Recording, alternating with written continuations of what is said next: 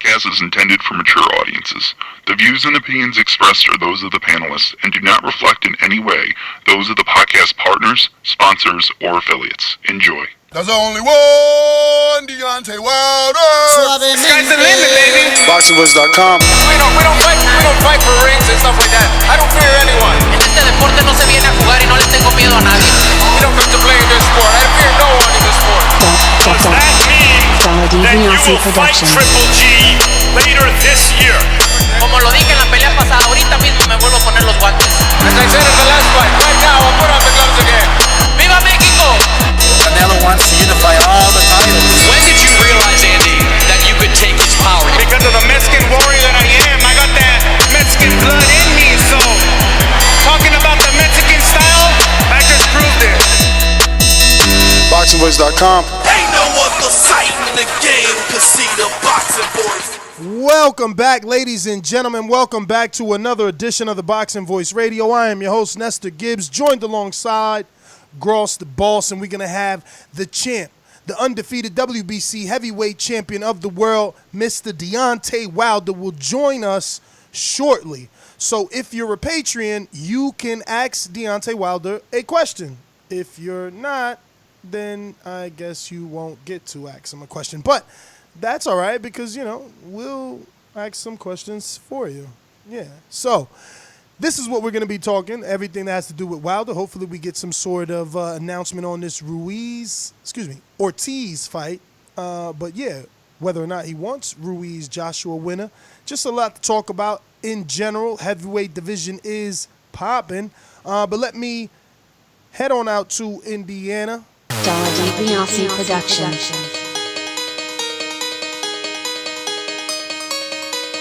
I speak it, believe it, receive it. Speak it, believe it, receive it. BoxingVoice.com. So when I stop him, y'all gonna say he was too weak. Oh my mic. He stayed out before he said he would not stop. A man stand up for what he believes in, and when you stand up for what you believe in, you accept whatever consequences come behind it. BoxingVoice.com.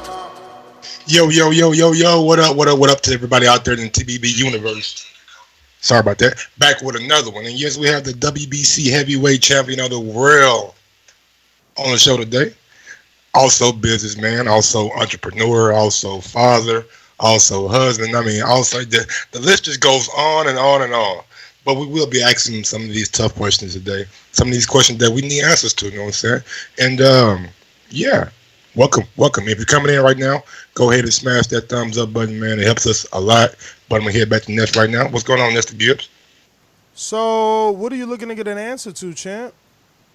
It's some things that were said over the weekend that I wanted to just get a little bit more clarification on. I don't want to, spoil it for the yeah, don't spoil it. You know what I'm saying? Also, I want to know about the new restaurant. You know what I'm saying? Want to know about the new restaurant over there in England. You know what I'm saying? What they serve. What they are looking to accomplish over there. Will they be active in the community? Like all kind of things. You know what I'm saying? It's just things like that. How was his overseas tour? It seemed like he was overseas for like a month. You know what I'm saying? Enjoying life. So. Want to know some of the things he did while over there, some of the spots that he visited, some of the things that he learned. You know what I'm saying? All sorts of things we can ask the champion today. What's some things that you want some answers to? I just want to really ask: does he feel like me, man? Has his opinion changed of the Fury fight? Meaning that we need to try to get undisputed rather than go towards Fury. Trying to make that fight with Andy or AJ? Yeah, man, yeah. That's probably the better way to put it, It's I guess it sounds better that way.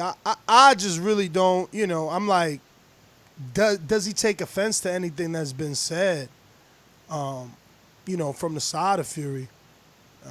And does that come into play when thinking about giving him that rematch? You know what I mean? Absolutely. Because my energy is always the same, and I say that like I feel the same way about Gennady. Like he ain't done nothing to earn a Canelo rematch, so it's the same thing. Like Fury's fighting, Schwartz and Wilder. It's like, really? Yeah, I know, right? Swartz and Walden, like, I mean, we all know what they're doing and like why they're doing it. You know what I'm saying? So it's it's kind of. I mean, I want to know, is he already contractually obligated to that fight? That's what I think. That's the bigger question behind it, right? If he's not contractually obligated, then he don't really have to Yeah, fight. I guess we could ask him. I guess we could ask him to be a little more specific on wanting Fury to step aside. You know. Exactly. I totally agree with that. Also, I mean, it's a lot of little trinkets. You know what I'm saying? The AJ Ruiz rematch. You know what I'm saying? Povetkin. You know what I'm saying? What he's gonna be doing? Povetkin didn't have a fight announced, right? It was I think Povetkin is fighting somebody already, ain't he? I thought he was. I thought he was maybe fighting Michael Hunter, right? Yeah. I think that's pretty much like what is gonna be in on the undercard of Ruiz Joshua. Yeah, Parker Chisora.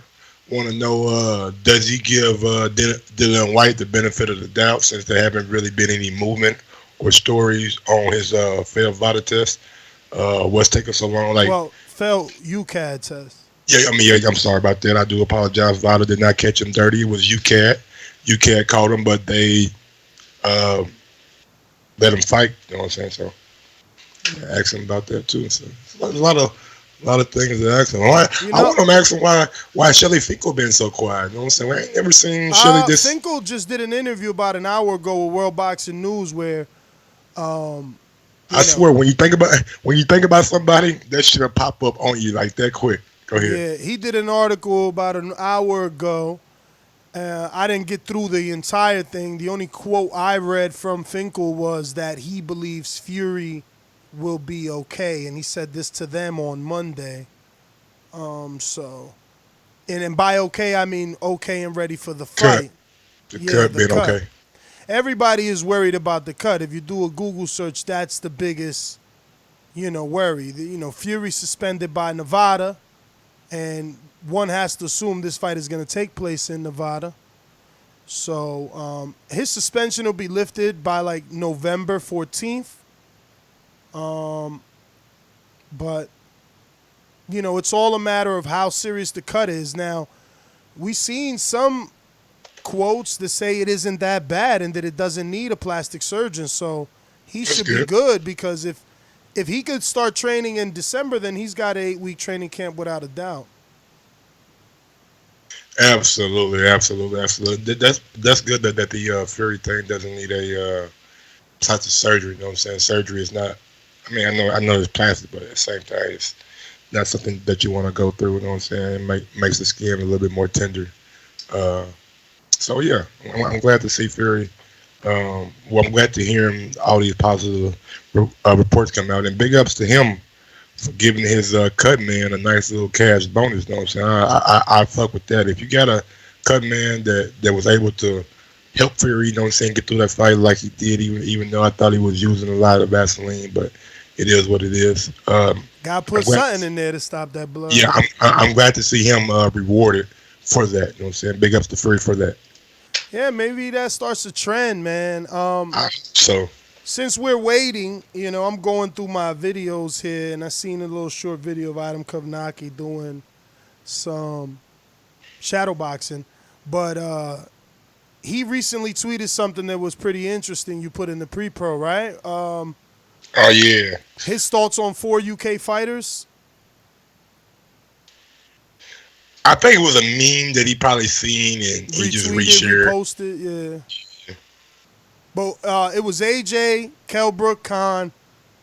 Who else? Fury. Oh yeah. He put Fury in that motherfucker.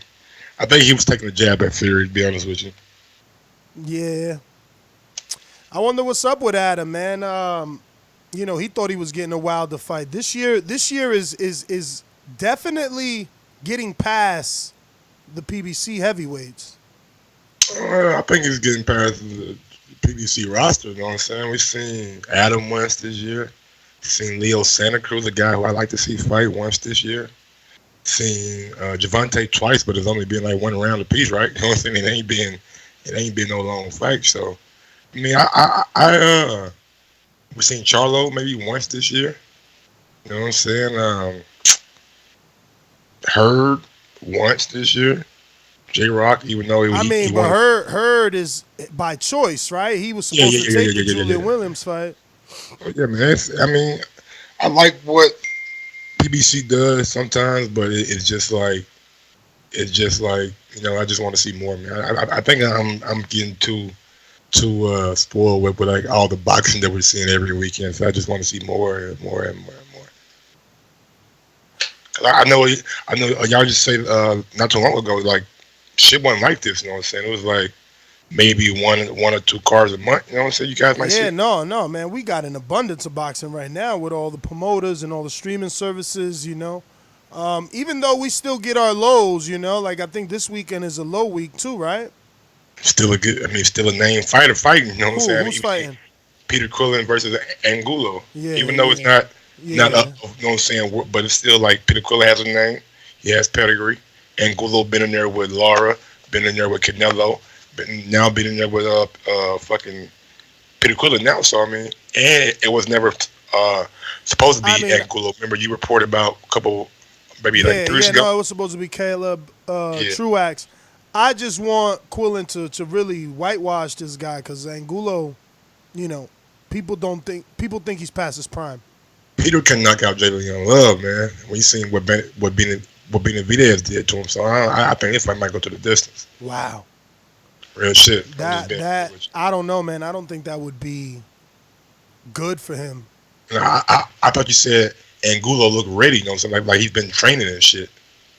I don't know where you got that from. Well, maybe you didn't say that. Yeah, I don't know, man. Yeah, I don't know. Angulo, nah, that was a late minute replacement. Truax is hurt after the first fight ended in a draw, I believe, or a headbutt clash, something like that. Yes. I got another question that just came to my mind. I'm writing down right now. Yeah, so we're just waiting on the champ to come on. So bear with us. But if you're a Patreon, head on over to patreon.com/The Boxing Voice. Drop your question for the champ. I'll be asking all Patreon questions, freeing up Mike to ask all his questions. So I'm going to Angulo's resume. He's lost 7 and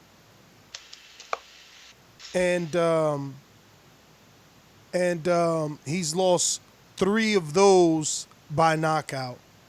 I just got the text, so he should be jumping on here any moment now. Canelo, Lara, and Kirkland all knocked out Angulo. Okay. Canelo Kirkland? Yeah, if I'm on the right name, yeah, this is Angulo. He lost to Kirkland by knockout. He lost to Lara by knockout. Canelo by knockout. Okay. Yeah, that Kirkland fight, that shit took a lot out of Kirkland, though. It was a war? Oh, hell yeah. But we got the champ on. Let me go ahead go to him. Do you think? Oh, let me see.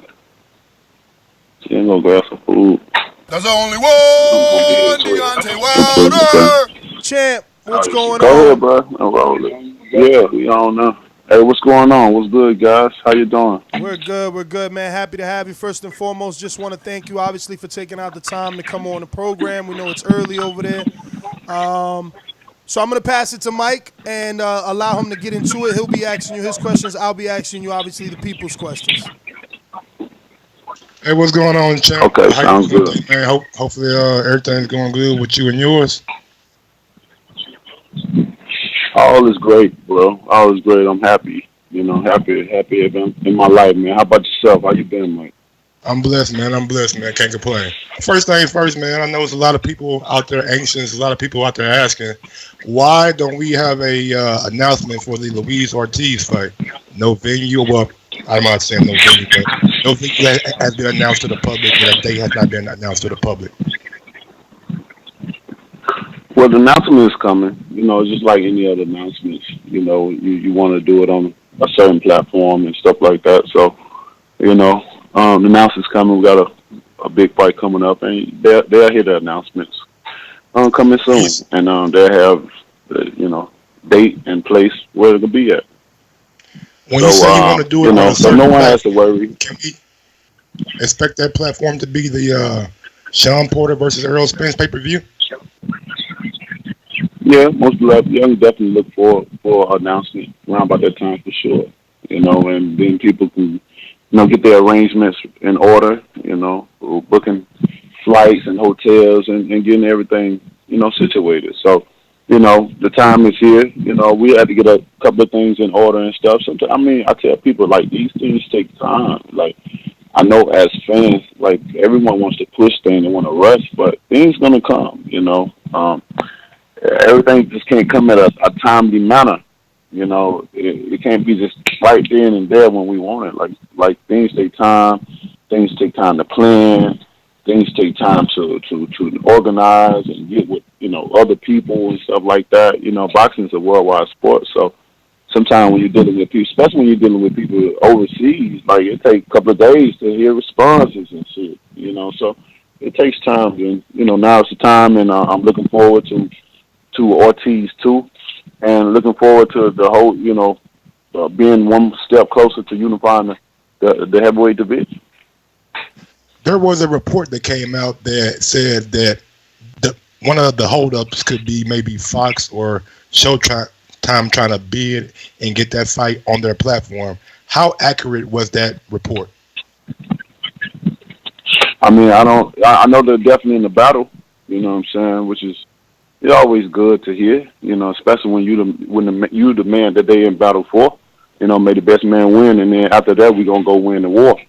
But they definitely I don't think it's gonna be something that's gonna be a hindrance to anything because they already know what's going on. So shit, they in talks now. They probably been in talks, and we'll see what happens. For me, like I said, I like to move freely. I don't like to be tied down. So with that being said, I'm allowed to work with anybody, any network and stuff, and it feels good to be able to do. It feels good to be able to do that. You build relationships with all types of people, not just one set. I never understood. I understand. Networks they compete against, but I don't want to be tied down, man. I think it's better for me and it's best for the fans as well too because I can move any way I want. I can make the fights happen that people want to see, and we can have we can have a great show. Champ, so we got one coming from Rodney. He says, in an ideal world, politics aside, what would be your next 3 fights after Ortiz? After Ortiz, it'll be Fury. Then after Fury, shit, it'll be Ruiz. I'm gonna go on and call it in existence. I think Ruiz is gonna beat Josh, and when he do, and then it'll be me and him. So I'm looking for Ortiz, Fury, Ruiz, and that's how I wanted to go. I'm going back to back to back. Does Fury, by chance, have a rematch clause in that upcoming fight? In the upcoming fight with us? Yes, sir. In my fight, yeah, it's a rematch clause in there, but I don't think he ain't gonna exercise that. After I whip his ass the second time and knock him out again, he ain't gotta worry about that. That ain't even gonna go in play. He don't even want to fight now. That's why he ran from the rematch. Everything making sense. Over time, people start seeing things, especially with his last performance. But speaking on that last everything's going in play. You said that on Barbershop Conversations, and big ups to him, you said that Fury is not the same fighter he was when he fought you. What did you see in that last performance that made you come to that conclusion? A lot of things. He was his body. You can tell in the body movements. His body structure. It wasn't the same. I know he was trying to beat up on this guy and stuff like that. He was is wearing down, especially when he got hit in that what that was when Wilder hit him with that left hook, the 12th round, I think that was. Round 3. Got cut. Yeah, it was round because I came in. Yeah, no, I thought round 3 was he got cut, and then he hit him later on with the left hook that stunned him, that hurt him. Well, anyway, ago when he hit him with the left hook, that was the game changer right there. He's very vulnerable. You know what I'm saying? And when he get hit and his chin get hit, it's a wrap. Alawala was doing a great job up to that point, especially when he cut him over the eye. You know, I remember telling Al, I was like, I thought they was gonna really stop this fight. I mean, it looked like it was, 3 inches wide and 2 inches deep. That's the worst cut besides the Klitschko and Lennox fight. Worst cut I ever seen in my life. You know what I mean? And I thought I would call Al and I was like, Al, they about to stop this fight, bro. This shit's bad. Dude had 2 faces. He had a blood side and he had the sweat side. And it was crazy. You know, so we was talking and stuff, but what Ottawala was, I was telling Al, like, if this guy's smart and he know what he's doing, if he know what he's doing, he can get him out of there. You got to irritate that cut even more. He got that cut that deep and that wide open, you must attack. So he started doing a lot of things. You tell his trainer, had some old school tactics, and you had to come up with some type of mindset to be able to just go in there and be able to get that cut. So he was doing a lot of. He was putting him in the headlock. He was putting sweat on there. He was rubbing his head in there. One time he grabbed it. He tried to grab his eye socket and snatch that motherfucker out of there. You know what I'm saying? And I like that part. But then when he hit him with the left hook, he hurt him. And Fury whole momentum he changed. Even to the point where Fury trying to shake himself out of there. But Ottawala, he wasn't experienced enough to understand and recognize what he did. If he did, then he would have got him out of there, man. And all these, it's just different. All these, especially when you've been in there with a person before, you see a lot of things. But who am I? I'm just another man that's seeing something else in another time and another place. You ain't gonna never know until it's time for that date and that place that everybody is waiting to see it. I can't wait. So I hope they heal well, and I can't wait to see Mr. Fury. You think that cut is going to heal in time? Because there's been a lot of speculation. It was almost 50 stitches. You think he'll be ready, or you think he'll ask for another tune-up to make sure his eye's not tender? That ain't my problem if he's ready or not. I know he signed that contract, so whatever that contract said, that's his problem. He better get ready. Now, don't matter what he do though, Miz. Because when he fight me, it's gonna open back up. I'm gonna pop it right back open. He can get plastic surgery, duct tape. He can get staples, super glue, hot glue, cement glue. Shit, he can go get some of that flex glue. It ain't gonna even matter. Now, wouldn't you see that as like a blessing in disguise? Because I seen articles and interviews where you said you would want Fury to step aside to allow the Joshua Ruiz winner to be undisputed with yourself.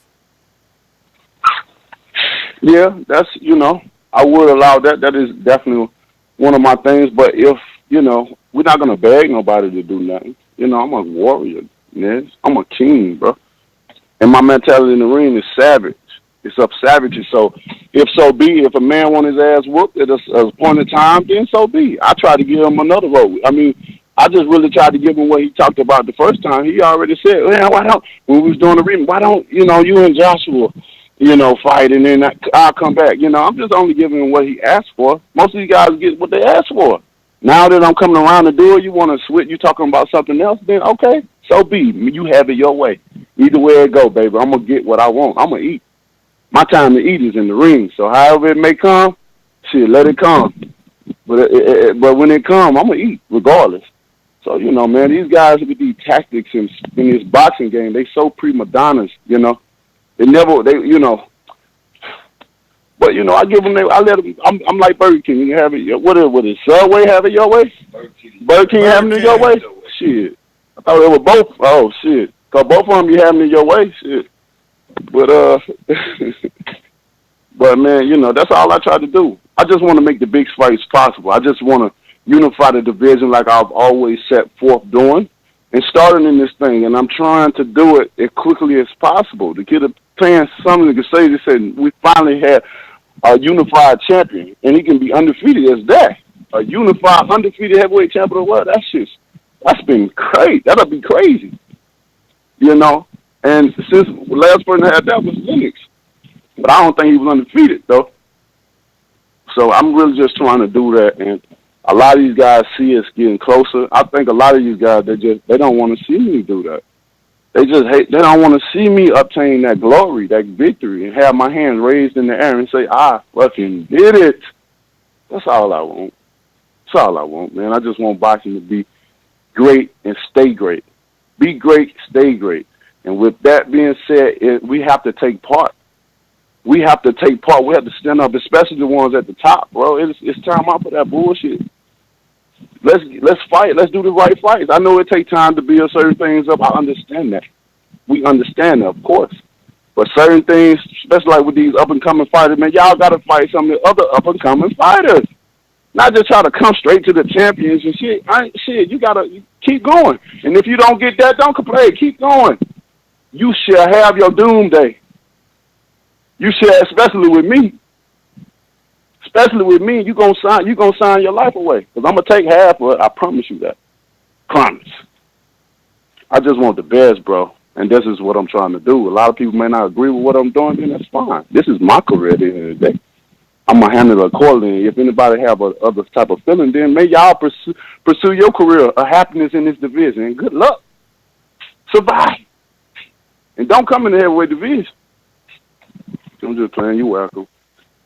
I kind of want to change gears real quick, Deontay. I want to get your opinion on the Zone, ESPN, and boxing as a whole. Like what they're doing in the sport of boxing. Do you like what the Zone and ESPN and Fox are doing? And do you like where boxing is right now? I mean, I love where boxing is right now, and it's only been better. You know, with all the platforms, everybody's just doing their job. You know what I mean? I don't take sides. You know what I'm saying? I'm neutral. You know what I'm saying? I move around as I please. That's the only way I see I can capture all types of fans, because all fans have different platforms that they watches. And if you can capture all, that's why I wish I knew all languages as well. I'd be a monster. I want to obtain all greatness in this sport, man. Whether it's dealing with language barriers or different countries, or whether it's dealing with different networks, man. That's what it's all about. I don't know this side and that side of that. I understand sides take part in certain situations, like team organization, a team structure. And yeah, shit, this is my team. Of course, we're going to have our side. We loyal over here. You know, we walk like that, talk like that. The energy over that we bring, we a team. I understand that, but as far as these networks and shit, like, let's make boxing great. Amazing. Work together. Why we can't work together? Sometimes you can have your platform, that platform, but then when you have a fighter with this network and that network, let's make money together. So many people so greedy, bro. It's greed. Don't you know greed is of destruction of the world that would be? You're greedy. And he can be the last man left in the world. He can have everything. Everything and still be unhappy. Shit. We got one. That's just how I look at it, bro. I'm sorry. We got one from Bo in Bama. He wants to know: have you heard or seen the knockouts in Border Wars by Ness, the Dominican Nightmare, and Southside Deucey from Kansas City, Missouri? Oh, that title sounds good though. I ain't seen it, but that shit sounds good, man. I'm gonna make a Border Wars though, man. I said that before. I want to see it in person. I ain't seen nothing. I seen a little bit of stuff in the beginning and stuff like that, but I want to see one in person. I want to see what these guys got in person. You know, with me, I strategically move, so sometimes people never know when I'm in certain places. You know, they can be on the phone with me. I can be right there. And, that's probably what's going to happen with the Border War one day. I might just pop up on y'all, man. But I'm going to get in there. I want to see what y'all got going on. I hear about it, through y'all and stuff like that. I think it's a great thing, for people can relive themselves through another platform. They probably can't do it professionally, but this is going to be like a semi-professional type of shit. You know what I'm saying? Y'all can actually be the lead and just, doing what y'all doing. I like what y'all doing, and I want to see it in person to better assess it as well. Just see what these guys got, So I'm looking for. I don't know which ones, but I'm coming to one. But to answer this question, I haven't seen it. Now, there's been a lot of hoopla, a lot of concerns about the Anthony Joshua and Ruiz fight in Saudi Arabia. I want to know, like, what was your first impression when you heard that the fight will be going on in Saudi Arabia? I mean, my first impression. I mean, I really didn't know what to think. You know, you hear all the stories and shit, and you just trying to analyze everything. But you know, my thing is, you just can't really go off of what you hear all the time because you just never know. I mean, but you know, you hear about the government telling us not to go and shit like that, and if the government sends some shit, then he ain't gonna be too happy to be up and moving nowhere now. The government talking about some shit. But sometimes you have to experience some things for yourself because things can change for people, especially if you got a ruler of that country and he says shit, what law is what my word is, and if you cross law, the consequences will happen. You know what I mean? Then shit, everything under control. If the man give it word, but you know, overall, it's a great thing. Overall, in my eyes, you know, it's expand boxing. You know, in different countries, probably in the country that we probably would have never nobody would have thought of going. You know what I'm saying? Because of the bad, news that you get all the time and you hear over there, especially with the different laws that they have and stuff like that, it terrifies people. And when you hear certain things, you don't want to go experience it for yourself because you hear about it. You know what I'm saying? So, but I hope it does well, though. I hope it does real well, and I hope it be a place where you can come and fight. Have another location. Because when I was in England, we had a guy that was from over there and stuff like that, was familiar with things that were going on, and he was telling us, he was trying to educate us on what was going on and what they was trying to do over there, and they trying to build it. They trying to build it like a Vegas type shit. They really want tourists to come over there and shit like that, and like that's how I got where the head guy, when he give down his word, then that's what it is. You know what I'm saying? Everybody respects it in the country. And if you cross that, it is consequences to pay.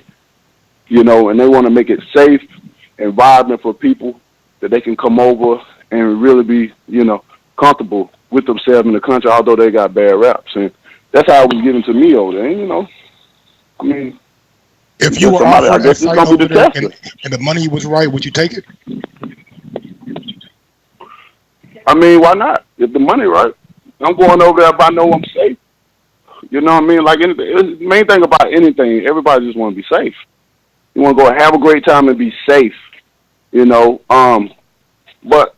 if they offer me the money right, why not? I mean, it's an opportunity to set my name in history in a different country. I mean, I always talk about saying I'm the heavyweight champion of the world. If I can fight in every fucking country, every flag that was on those belts, then that'd be amazing. You know what I'm saying? It's amazing to be able to go to different countries besides your own. Although, America is the mega of boxing. The money is amazing because it's so diverse. But it's also great to be able to set your feet on other soils and be able to compete and bring your gladiator mentality to that soil and be able to bless those people. I love that shit, though. So, for that reason, I wish it nothing but blessings and success, and I hope it prospers. Maybe in the future, that could be a location where guys can travel and fight. The more locations, the more power boxing has, and long live it. So more power to it. Now, we've asked you this in the past, and your answer's kind of always been no, but being as though this fight is happening in Saudi Arabia, do you plan to attend? Nah, I ain't gonna be able to attend. I got a lot of shit going on, and so I ain't gonna be able to attend that one. All right, so I'm gonna give you I'll be, I'm gonna try to watch and shit. So, we'll see what happens. I don't have. What is gonna be on that? Dazn? Yes. Shit, my homeboy probably gonna call me, and we probably FaceTime each other. So we'll see what happens. You could just download the app. My nigga said we gonna FaceTime each other.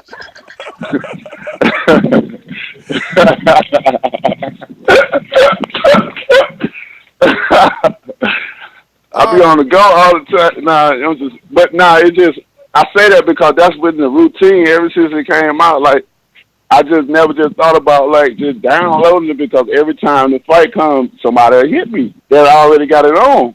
So I'll be watching it through that. So it's for real. Like so, it's like when you come into a habit or some shit, you already know what to expect. You're like, all right, they're gonna call me.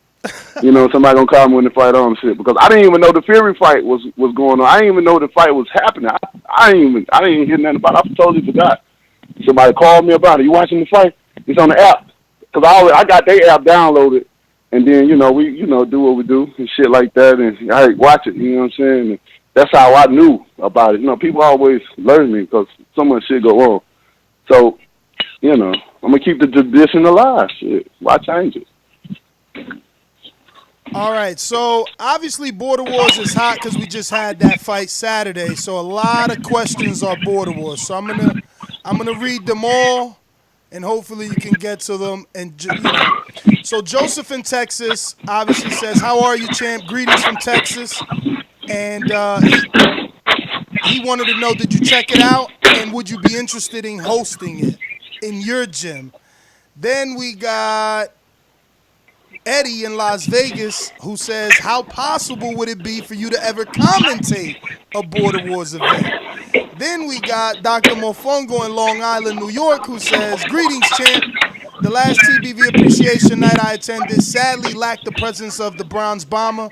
The void is still there. I echo my fellow Patreons and say having you at Border Wars, at the next Border Wars event would be a beautiful thing. Blessings, champ. And then Southside Deucey from Kansas says, what's up, champ? Can I get a shout out for having the only knockout, in all caps, in Border Wars history? And what is the key to continuing the knockout streak? I know that's a lot, but it's just a lot of them. Yeah. Well, all in one. All in one, I'm definitely, I'm interested in all. And everything that was asked and said, all of it, I think it's a beautiful thing when you can come together as a community, people all over the world, We relate to so many different things, even when we're all over, thousands of miles away. You just never know what we're into and how we can commune with each other and communicate and be able to love the same thing. And what is going on is everybody around want to be on the Border Wars and stuff. And like I say, get the fans and get the outside guys, a way of kind of feeling a part of what's going on inside, because basically you get in the ring, you squaring out with an opponent, and y'all going at it. Anything can happen. Even y'all use headgear? Yeah, y'all use headgear. Hell yeah. Y'all use headgear and shit like this. So, some people would never, ever get in the ring, ever. Period. They can talk that shit, but they won't get up in there because somebody gonna hit your ass back. You feel me? You can talk that shit, but can you take it? And that's the thing. You gotta respect that. And I love the opportunities. Whoever came up with it, I love it. The opportunity to give people a real life situation of just the experience, and then now you can go back and analyze a certain thing because you felt like you're a part of it a little bit. You know what it takes. You got to train and work out and get in there and do your thing. You know what I'm saying? It ain't just going there doing. You know what I'm saying? So it brings you a little bit closer to the sport, and that's why I like it. So I'm definitely gonna attend one for sure, and I'm up for, I'm up for all that.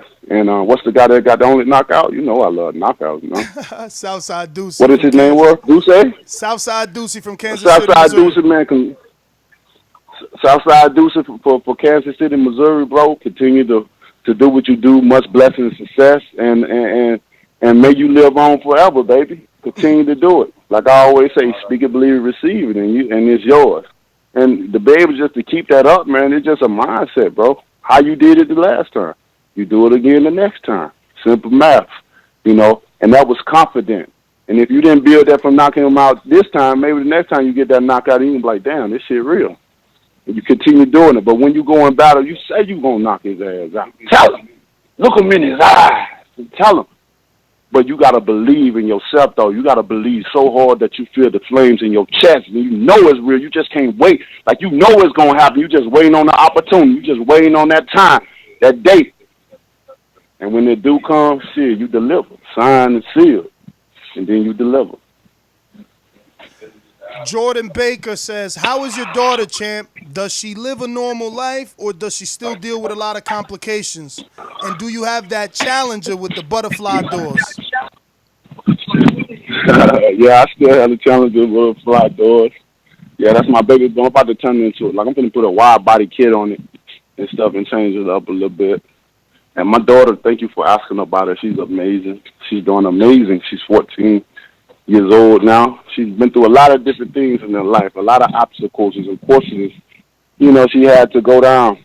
And a lot of things were detour for her. But she overcame that. Well, how could she? She got a mindset of her father, And you know how that is. So, she always going to be able to accept challenges and understand how to accomplish them because you can differentiate between certain things at a young age because she had to go through obstacles and courses at a young age. But she's amazing, man. I can talk about my daughter all day long. When I talk about my kids, I smile. That's probably one of the only things that can make me cry. And I have no apologies for it. As a man, because as men, we want to hide things and shit. Certain things we feel like that may not be okay. But a lot of things is okay. We just in our mind, we feel that it's not okay. Maybe it'd be blinded the surrounding of our atmosphere that we're around our peers. But a lot of things okay. It's okay to express yourself in many ways. That's how you feel it is. You can't control certain feelings, and it's okay to express it, even when some witnessing it, because you just never know who you can inspire. And be like, you know what, man, fuck it. I'm gonna do that too. I want to feel good, and that's the only way you can receive full happiness in your life. That you accept who the fuck you are, and not give a fuck about everybody else and what they think about you. Like I always say, and that's why I speak my piece and I keep it real with everyone. I ain't got no reason to lie or put it in a way that where people, when I come and manipulate people. I keep it real. I keep it real all the time because at the end of the day, you guys may not even know my name. You may not even know my face when you see me, but you're going to remember when you hear me, you're going to remember how I made you feel. And, we can go all day, though, man. I'm getting in my motivated speaking. Sometimes some people, you just never know who listens, man. And somebody needs that word, bro. You know what I'm saying? And I just love to see people do great. This champion want to see everybody win and make it. We're going to squeeze in and be happy in life. We're going to squeeze in these last two. I know you got to go. We got Trav FDY. He says, do you regret turning down that $120 million from Dazn? The best thing, one of the best decisions I ever made in my life. I'm happy. As you hear it in my voice? I'm happy, bro. It took me a long time to get here just to be happy. And money ain't got shit to do with it. That ain't money don't bring happiness for me. When you start making a certain amount of money and stuff and start being able to do shit in your life, you start understanding and realize like money is really not the fucking answer. You really want to do, it, because money brings problems. It brings a lot of problems. And if you don't know how to handle them, then you fucked up. Because you can create problems. You can solve them, money solves some, but it creates them as well. But that can't buy peace. That can't buy happiness. That can't buy love. Only temporarily. I need some shit permanently. I want somebody to hug me forever. I want somebody to love me forever and really mean I love you like forever. But what was that question again? Man, I got lost in love, man. Well, I mean, you answered it. You definitely don't regret it. You said that was the best decision you made. The next one is Dominic in Seattle says, yeah, champ, I'm a big fan. On God, I asked for this live interview for days. I asked for this live interview for 600 days. So, how do you think Fury, does he really want this fight after the cut? Man, Fury didn't want to fight anyway, period. So, this dude been a 6'9" clown. Like, he been clowning around. I mean, of course, he got to market himself and do all this stuff. But that's basically what it is, man. He have to promote himself because he ain't doing shit. He come on talking about taking over America and can't sell no tickets, bro. But it's a great thing that, I'm going to show him how to do something. But don't that make I'm going to show him mad, how to champ? sell some tickets at a fight. Nah, it don't make me mad. Like I said, man, I can't get mad at people how they do their career now. No, I can't, bro. Why would I stress over what I mean, more like from What? this standpoint, right? Like you giving Luis Ortiz another shot because you share a similar situation in your daughters, and you feel like you want to bless them because no one else is blessing them. When Fury came into the picture, you said the And same yeah, thing. You was blessing him at a time when nobody else wanted to take him seriously. But ever since then, he's only been talking bad about you. Like he shows less respect now than before the fight, and you gave him the opportunity. Like he got shirts that but say look at Big this picture Dawson. though. Well, I mean, he's marketing himself, but look at this picture too. If he talked good about me, then nobody would want to see it. You gotta talk. I mean, shit. What fight you seen? You done seen where they didn't talk? They didn't talk good about them. I'm just talking about in life, period. And like, man, yeah, I'm gonna beat your ass when we get out of school, right? Yeah, we gonna see about that. Now, if I get to you first, you know, yo, guys, we're gonna fight. You know, nobody want to hear. You want to hear some crucial shit. You want to hear some dirty shit. Right? Let them talk. Let them talk or talk good talk. It's advertisement. It's giving me something like, all right, I can suck in. So when I do get in the ring with him, I have no mercy, no sympathy, no remorse, no sorrow. Won't feel bad at all if anything happens at all. I can sleep at night knowing that I've done my job. You feel me? I just done my job, and you was the witnesses. So y'all just as worse as me. But anyway, I can't get bad. I can't get mad, bro. I allow these guys to take their career how they want because at the end of the day, bro, we cannot do this forever. It's an expiration date on everything, and it's an expiration date on this. Your body can't keep getting beat up all the time like that, man. It takes a lot, especially in camp. Y'all don't even understand it. Well, you know, since you get in the border wars and you're training, but like on the professional level, it go even deeper than that shit. You know, these motherfuckers be training 2 months, 3 months, you know, at a time, constantly. Some guys train up even still up to they fight. I said, Lord have mercy. Glad I ain't got to do that. Because, you see, you beat your body down, bro. That should be beating your body down over and over again, training and sparring and training and sparring over and over and over for months. Your body be so sore, masseuse might well live with you. Because she can't get enough out of shit. 2 hours, 4 hours. My girl with 6 hours on me one day. And thank God she 50-some years old because she wear the spin because shit, that's a lot of body. She had to get it in. Shit, I woke up like, what the hell I was at? But, you know, I just let them do what they do because, you know, when it's over with us, bro, we gonna reflect and look back on our lives and we gonna question ourselves. We gonna give ourselves that question: did we do enough, or could we have done something else? I mean, it's the same. Did we do enough, basically? Did we do enough? Did we do enough? What we would have changed? What this, you know what I mean? And, you know, the cycle of courses changed. Many things come out. Just like, you know, back in Holyfield area, I'm sure they wish they had social media during that time. Shit, they probably be way bigger than what they are now. You know, so it's going to change, and I just want to do the right things. I want to allow these other fighters to do what they want to do. I can't get mad at certain things. I tried that, bro, and guess what happened? When nobody hurt but myself. I had me, myself, and I.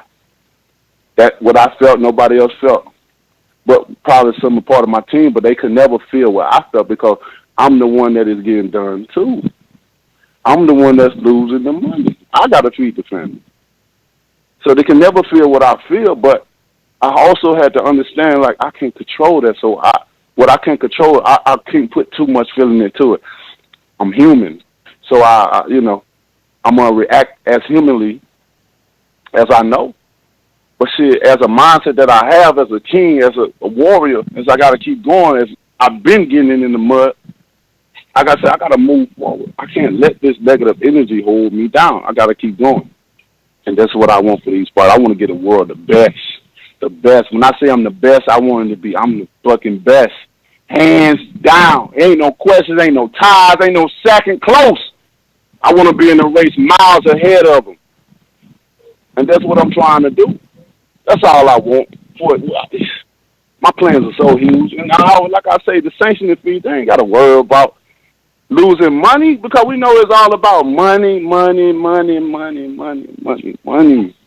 Shit, money. Sometimes money can make things lose interest in certain things or things not happening. But they ain't got to worry about that because shit. Once I unify the whole division, shit, bring them. All mandatories. I can fight four times a year. Easy. Bring them. Give me that opportunity. Give me that challenge. Don't worry about that. Don't be too greedy. Because things gonna happen as it's supposed to anyway. Oh shit! I'm sorry. Go ahead. Since you brought up sanctioning bodies, has the WBC mentioned or said anything about making you their franchise champion for the heavyweight division? No, I haven't discussed nothing with no one. I don't know what is it. It's called the franchise champion. What is the franchise champion? What? So what you do with that? Bro, don't.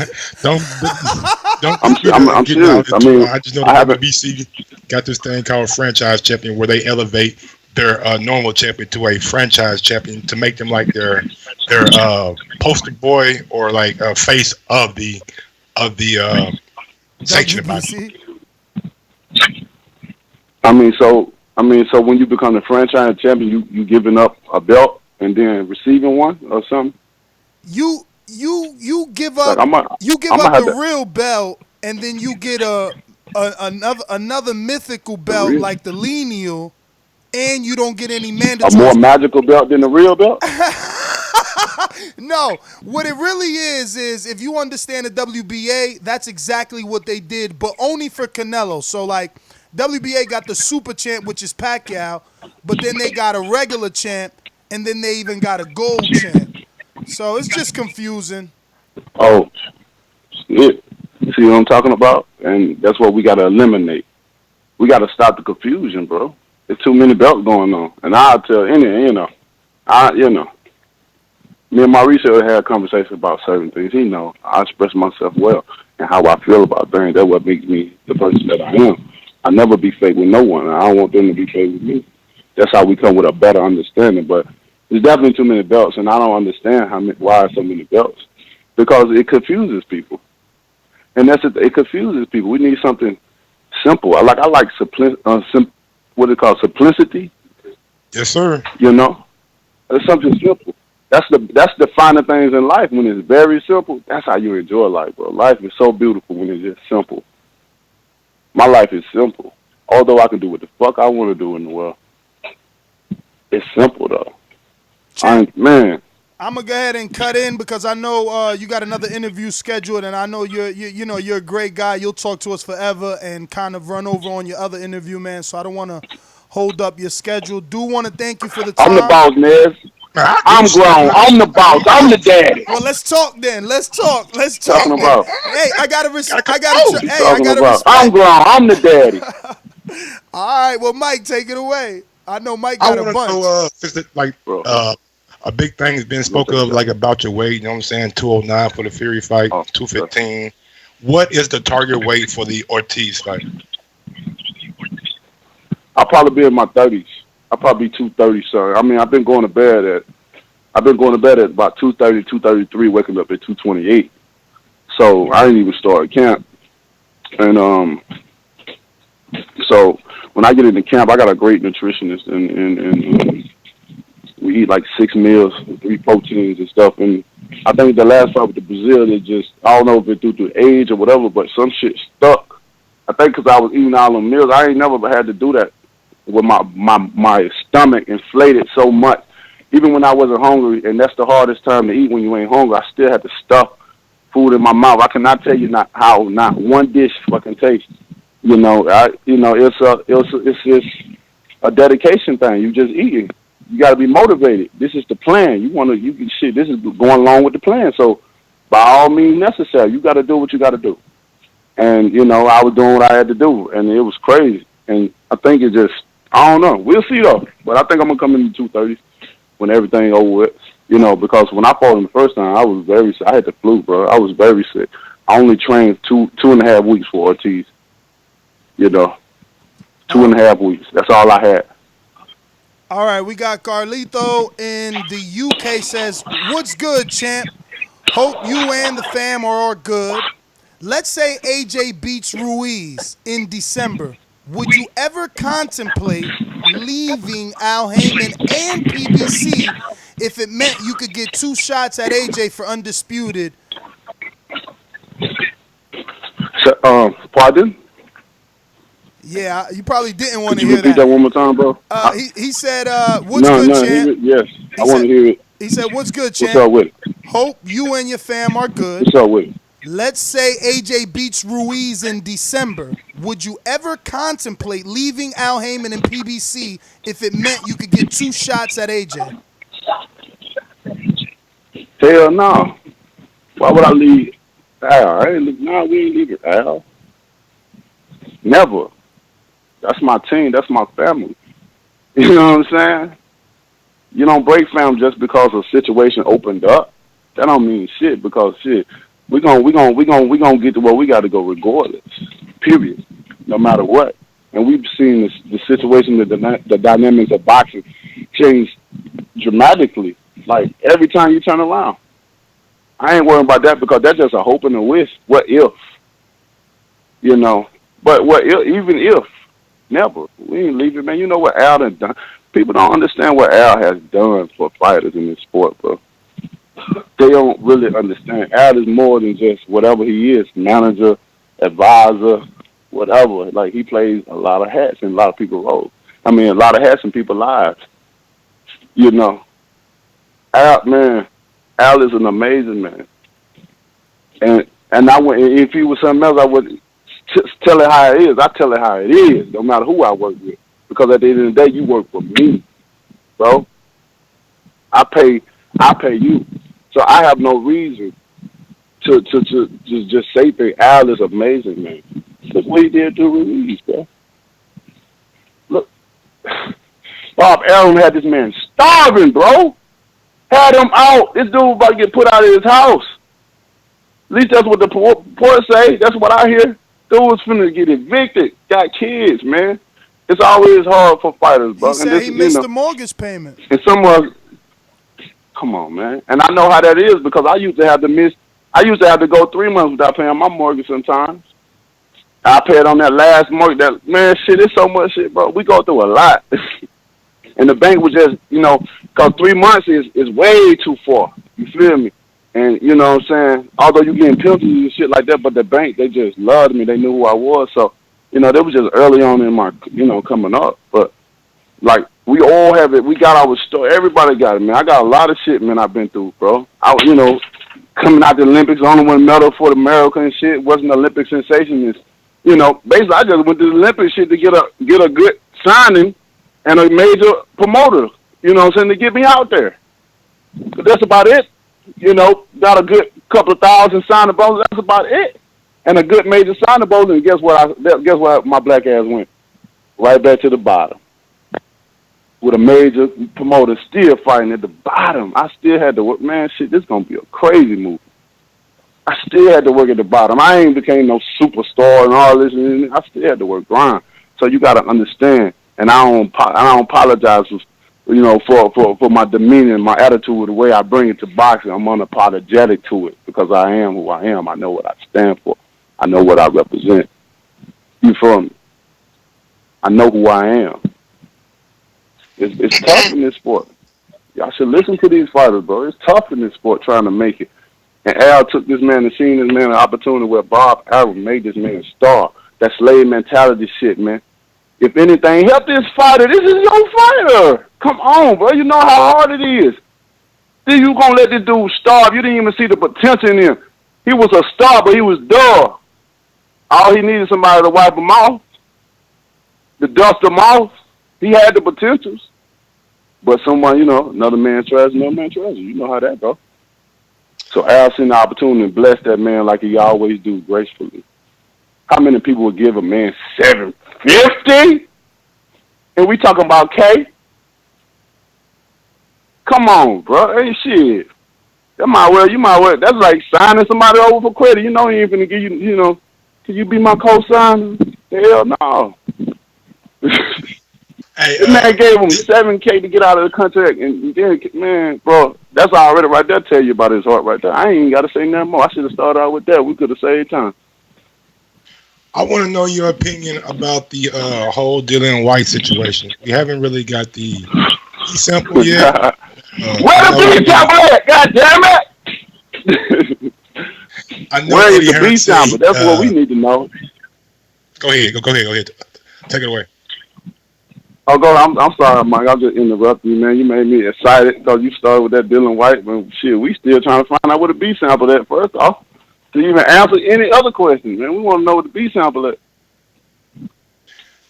Now, in your experience, you fought fighters that pop dirty, perfecting, and I forget the guy's name that was supposed to fight you before Gerald Washington, but he popped dirty. Andrew Warchek or something like that? Yeah, Andrew Warchek. How long does it normally take for the B sample to come out? Bro, not too long. It don't take that. It take maybe a couple of weeks, and that's it. It don't take months and months. So it definitely don't take this. How long has it been? 3 months? 6? 600 days. Don't make me exaggerate. How long has it been? 3? Nah, it's been about two months. I've been 6,000 days. 2 months? That way too long. 2 months? Wait, that don't even sound right. When have you ever seen a B sample come back? That's why they get this B sample for. In that case, if you're going to wait 2 months, shit, we might well do a B sample at another date. Another time, why you get 2 collections of the same thing and then test one, then 2 months later, you still ain't got no sample. You already know what this big shit is. We can differentiate what's going on between the two, from right and wrong. Something is up, and it's always been up. You already know, man. Look who he's dealing with, though. Champ. Y'all, man. Some people just, man. Tell me you going to the WBC convention in October in Mexico? Yeah. Bro, I'm gonna be in camp. Oh, I wanted to make it. I'm gonna be in camp. Yeah, they hit me up. Mauricio them hit me up, and I like, dang, I'm gonna be in camp though. It's like most of the time they events was like either I'm somewhere or I'm in camp. Cause I be trying to, I'll make it to the last minute at certain things like I've done before, But have you ever been I be to wanting Mexico? to come to these conventions and. Oh hell yeah! Okay. Shit, yeah, I used to fight there, bro. Hell yeah! They call me the Bombardier there, boy. Bombardier. Fire me, goddamn. Listen, I know you gotta go. I know you gotta go, Chan. Last question, right quick though. Last question. What do you make of the KSI and Logan Paul fight? Do you think that it's good for boxing, bring more eyes to it, bring a younger demographic to it? Or do you think that it's just a circus and people just lining their pockets? Or maybe a little bit of both? I mean, I wouldn't say it's a circus. I mean, when I think of circus, I think of always clowns and shit like that. You want to laugh and stuff like that. And, what they doing is, I mean, I don't know if it's going to bring interest to boxing because it's not professional boxing. You know what I mean? It's two guys with They gonna be pro for this. They gonna turn pro. Yeah, no headgear, no nothing. They turning pro for this fight. Yeah, they pro for this fight. But still, so this pro they pro for this fight, so they got their subscribers and their fans with them, and that's good. They probably getting the viewership because of who they are, and two guys come together. But this won't be no different from any other two other, or you had that situation with Bow Wow and Chris Brown? With the Soulja Boy. Oh. Yeah, I mean, Chris Brown, Soulja Boy. Yeah, Chris Brown, Soulja Boy. If any of these people like that do stuff like that, because people love fights. People love fights now. That's an international language right there. You can wear your fist in the air at somebody, they know what that shit mean. You pound your fist together at somebody, they know what that shit mean. You know what I mean? So that's an internet language. So everybody gonna cling to that. Especially somebody that don't, usually do this, and they come together like, yo, let's fight, you know what I'm saying? I heard it was a success the last time, so shit. Many blessings up on it this time, you know what I mean? You just never know. Somebody may spark interest to pursue or go further. You just never know, especially when you're getting so many people are tuning in. So, I mean, shit, much success to it. I don't have no problem with it. Shit, they doing what I love to do: fight, beat your ass. I love that language. That's a love language to me, baby. All right, I'm sorry. Last thing. No. If you gonna go, I gotta slip one in for the patrons. We got 7 who just super chatted and put the question in Patreon. Says, "What's good, champ? Me and my nephew still be at each other's necks over you." He's an AJ fan. I'm a Deontay Wilder fan. He said he's still an AJ glass jaw nut hugger. My question is, as a father husband, how do you balance time between your career and them? Because I'm finding it difficult doing shows and going to the studio, writing music, and being present. Not physically, but mentally, because my mind is always on work. Appreciate you, champ. 7. Yeah. Okay, cool. All right, cool. So appreciate you for being on my side, you know. And you know, man, you on the right side. You'll never lose with me. You know, I'm always happy, and it always making me smile when I have a family feud, when they're going against one side of the family, have me and the other one have, you know, their favorite fighter, no matter who it is, you know. And it's always a good thing is how I picture it. It looking like tug of war, you know what I mean? And we've been proving people wrong since 2008. You know, and we continue to do so now. So, but I appreciate that part, and you know, it's definitely tough to be able to handle certain things. You know, especially when you got an occupation that consists of you traveling around the world. And I can only imagine being an artist. You know, a songwriter. What do you say? Was artist, songwriter? Yeah, he rap. You know, basically just being in the studio. Yeah, you know what I'm saying. So, you know, depends on how devoted or dedicated you are to your craft. Shit, if you dedicated, that means you in the studio all the fucking time. You know, and if you one of those type of people, I'd have been in the studio with certain people, man, they live in that motherfucker. Yo. Like, if you really trying to get it, so I can understand that part, and then trying to feed the family. But I'm a Libra. You know, one thing about Libra, we balance things out. You know, but not saying that you're not. You know, I don't know what your zodiac sign. Not saying that you can't do the same. But for me, it's like just being able to I do a lot of meditation. You know, I don't know if you into it, but if you're not, it's an app that's called Headspace. You should try it out.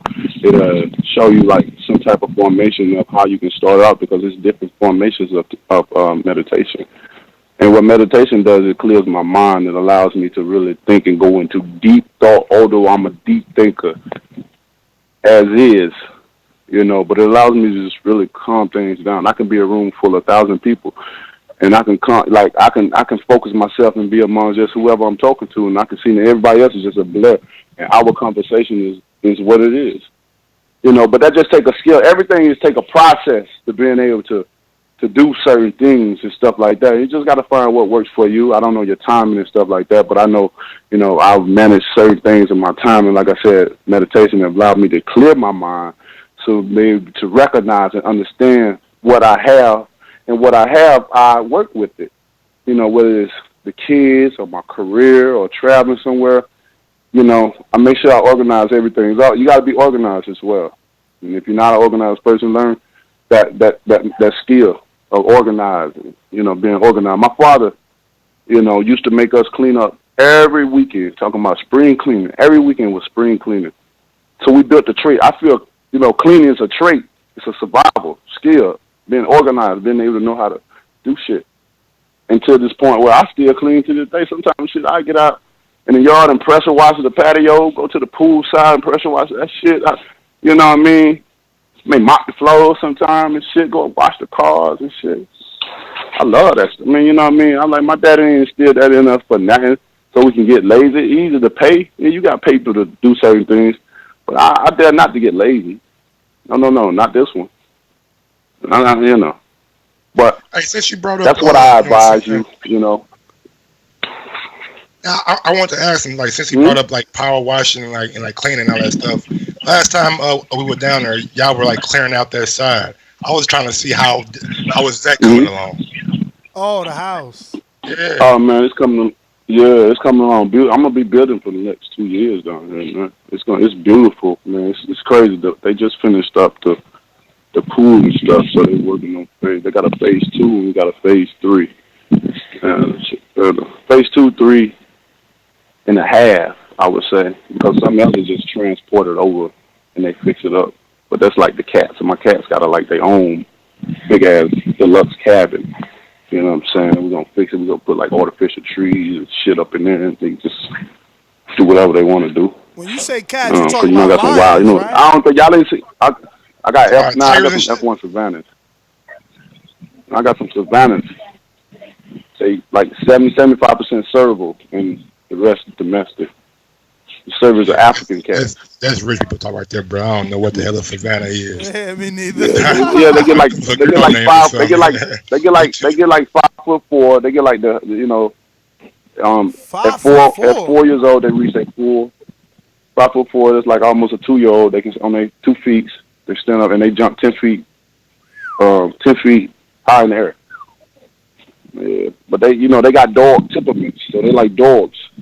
They eat bones and all that shit. Although they eat cat food, but I like to mix like boiled chicken and shit like that. Mix it up with rice and peas and shit like that. And they love it. Shit, they'll go fetching all that. Mine ain't fetching. They too spoiled, bro. I try to put my cats on the leash and go outside, man. They let that sun out. I'm like, what is he doing? Who did he think he is? They was just, they sat down and shit. I'm like, bro, don't do this to me. Because I used to have a dog, a Great Dane, man. That motherfucker never want to go walk. He'll stay in the backyard, but I put the leash on him. He sit straight down. Boom. I'm like, come on, bro. Let's go. His name was Goliath. Let's go, Goliath. You take that leash off him, shit, he up. Everywhere he want to go. He just didn't want to be. He didn't want to be chained. He didn't want to be confined. He didn't want to be held back. He had his own mind, and I respected that. Champ, man, we know you got to go. Like we said, man, we'll talk you to death, man, but you got other engagements. I don't want you to be late. Yeah, man. Next time y'all come and check it out, man. I got an amazing pool, bro. I got a big-ass Dorado with a bar inside that bitch with a 20-foot infinity wall with my logos in 3 spots. Damn. They got a slide to it and got a big-ass, I can fit like 20 people in the pool. Shit, that's me plus 19 more women. I'm just playing. But it's pretty cool, man. It's gonna be great. I got the pool house going up next. That's phase 2. And phase 3 is gonna be like the Western and like theaters and the game rooms, and I'm gonna have a studio in that joint as well. And we're gonna make a big you know how the hill goes down? Yeah. And into the water? Yeah. Into the lake? Yeah. I'm gonna so we're gonna build a deck that trails down, because we got the tram. Yeah. I got the tram that goes down to the dock, yeah. I got a new one though. We go down to the dock, yeah. And I'm building some stairs that's gonna be able to go down to the dock as well, just in case some shit's happen to the tram. And then it's gonna be great for exercising, running up the stairs. But we're gonna put a big ass slide that comes from the top of the hill all the way down to just at the end point of the lake and shoot you out into the lake. Wow. It's crazy. But we working, man. I got all this property out here. I'm just building for my kids. When I say generational wealth, I do mean that. I'm not playing at all with it, and I'm showing my actions and speaking. My portfolio is pretty good when it comes to real estate, but I'm quiet. I don't have to show certain things. It's good. I don't knock nobody. That just live your life. Do what you want. If you want things exposed to the world, then do it. That's your prerogative. But for me, I'm just a laid back dude. Sometimes, I wear things, whatever, it's on materialistic. But, my piece is, being able to provide for the kids, build my legacy, bro.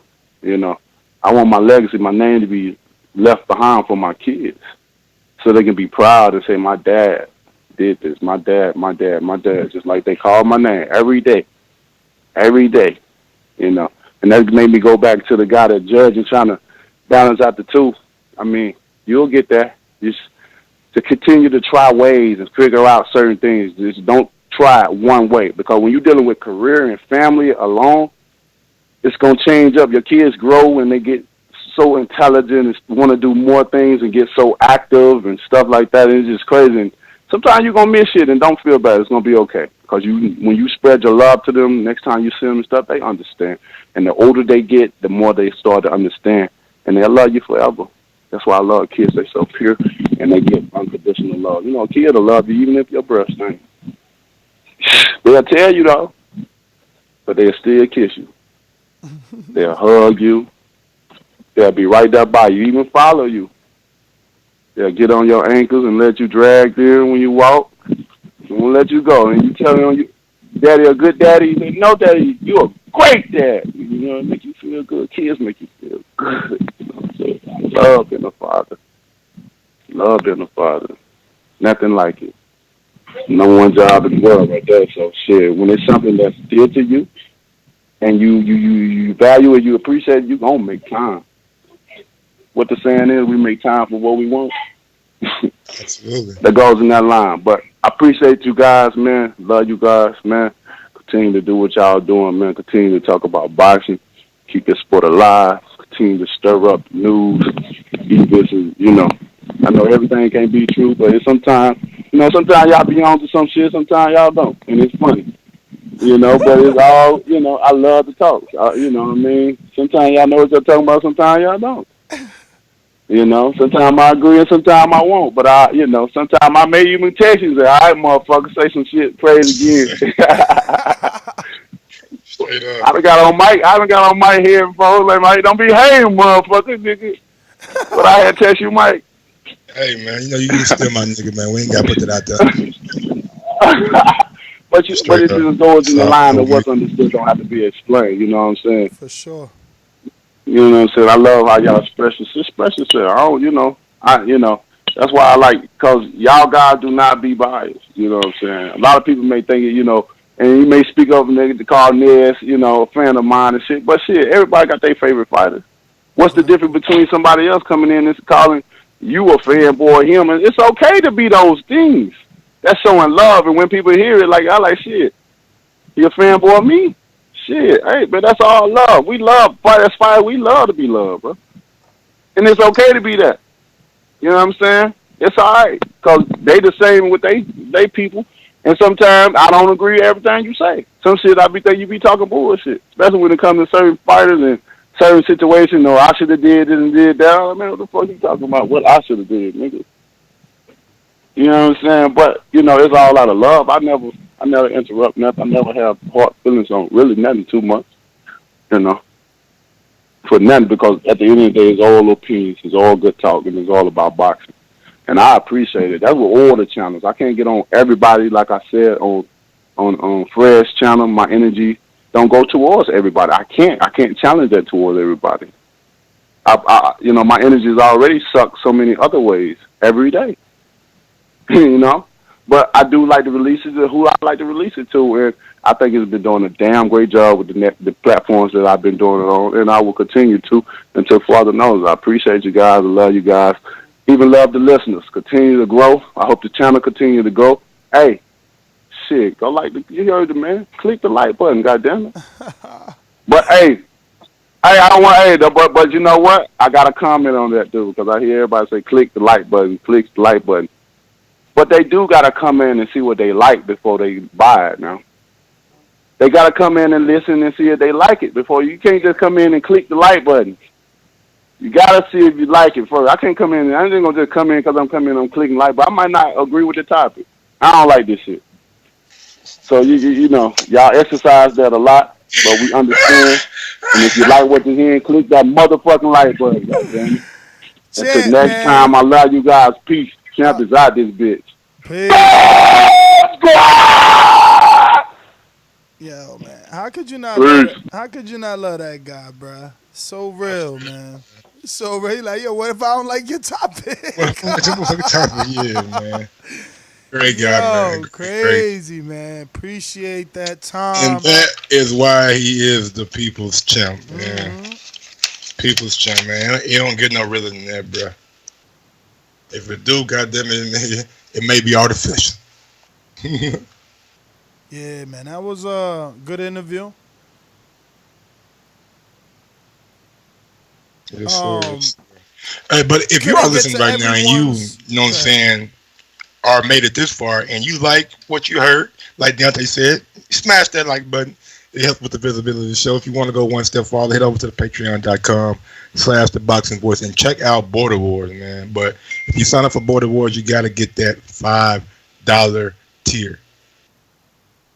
Yes, sir. Let's go out to the sponsors and get to those phone calls. Let's go! Let's go! Let's go! I'm ready! Remember to rate us 5 stars on iTunes.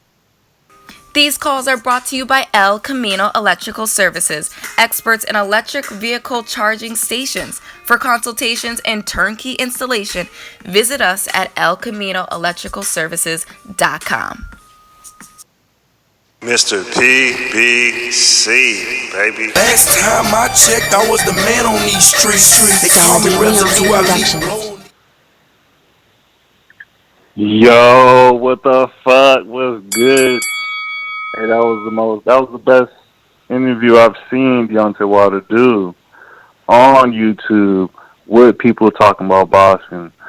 Yes, Mike, you killed it. You gave me my wishes, man. For 600 days I've been asking for this on God, and y'all gave it to me. I mean, y'all answered everybody's question. Hey, yo, TVV is back on top. It's been on top, but you just leveled up above everybody. Y'all better than ESPN, motherfucking Dazn, Akam Barak, motherfucking Disu Samiro. Come on, man. I'm going all the way to the top with it. But Deontay Wilder, man, I'm glad he asked all those questions, and now I know how he feels about Tyson Fury, Dillian White, and everybody. And shout out to that. What was that? For the next fight. That's gonna be a lot of for the next fight. Ortiz. Mike, you whisper. Yeah, I mean, I said 230 for the next fight. That's gonna be a lot of power coming towards Ortiz. Yeah, I mean, but the camp ain't start, man. Camp ain't start. Once he starts, lose weight during camp, but he said he eating 6 times a day. I mean, yeah, but you have to eat like that as a tall person. Is he eating 6 times? Out of camp? You know this. Out of camp? Ness, you know this. As a tall person, you have to eat like that to get big. Yeah, but we're I don't tall. know. We can't. I don't know that he said he was eating 6 times a day out of camp. I thought he said that when he was in camp, when he, you know. Oh, okay. No, he was told to do that by his trainer. I remember watching a YouTube video. His trainer said you need to start eating double the time. My uncle, he's a trainer. For tall people, we got to eat double the time to get big. We can't eat like regular people who are 5'7", 5'8", 5'9". We got to eat 4 times, 5 times a day. So yeah, man. Cut it.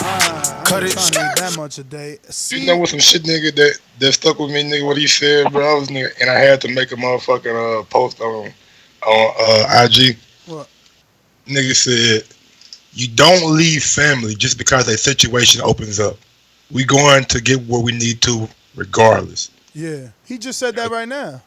I know. I just put it on. Oh, you just made a post. You just made a post right now. I'm like, yeah, some hard ass. Yeah, you right, bro. You right.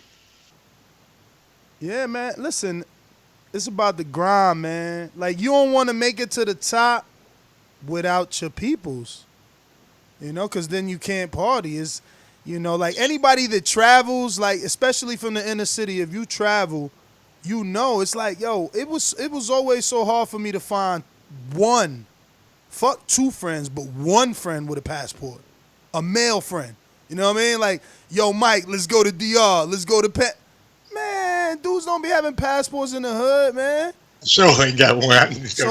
So, like, that's how I sum it up. Like, I don't want to get to a level and I ain't got nobody to travel with. So I need my peoples to get where I'm at so we can all travel. We need to all be in Yo, one of my dreams is Bora Bora, you know? It only ain't got to be Bora Bora. I just want one of them hotels that's over the water where you wake up and the floors is glass. Okay. Yeah. Okay. But it started in Bora Bora, but, you know, that's way expensive. But anyway, Mr. CYP in L.A. What up, Mr. CYP? Yo.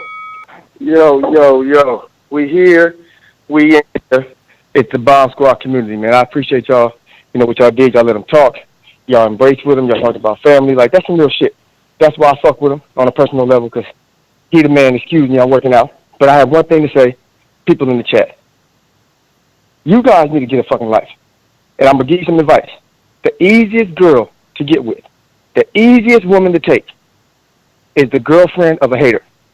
If y'all run around hating every day, hating on the man, I'm telling you, your girl is easy to take. And we all know we love our girls and we love our kids. Y'all better protect yourselves. Cause I'm coming.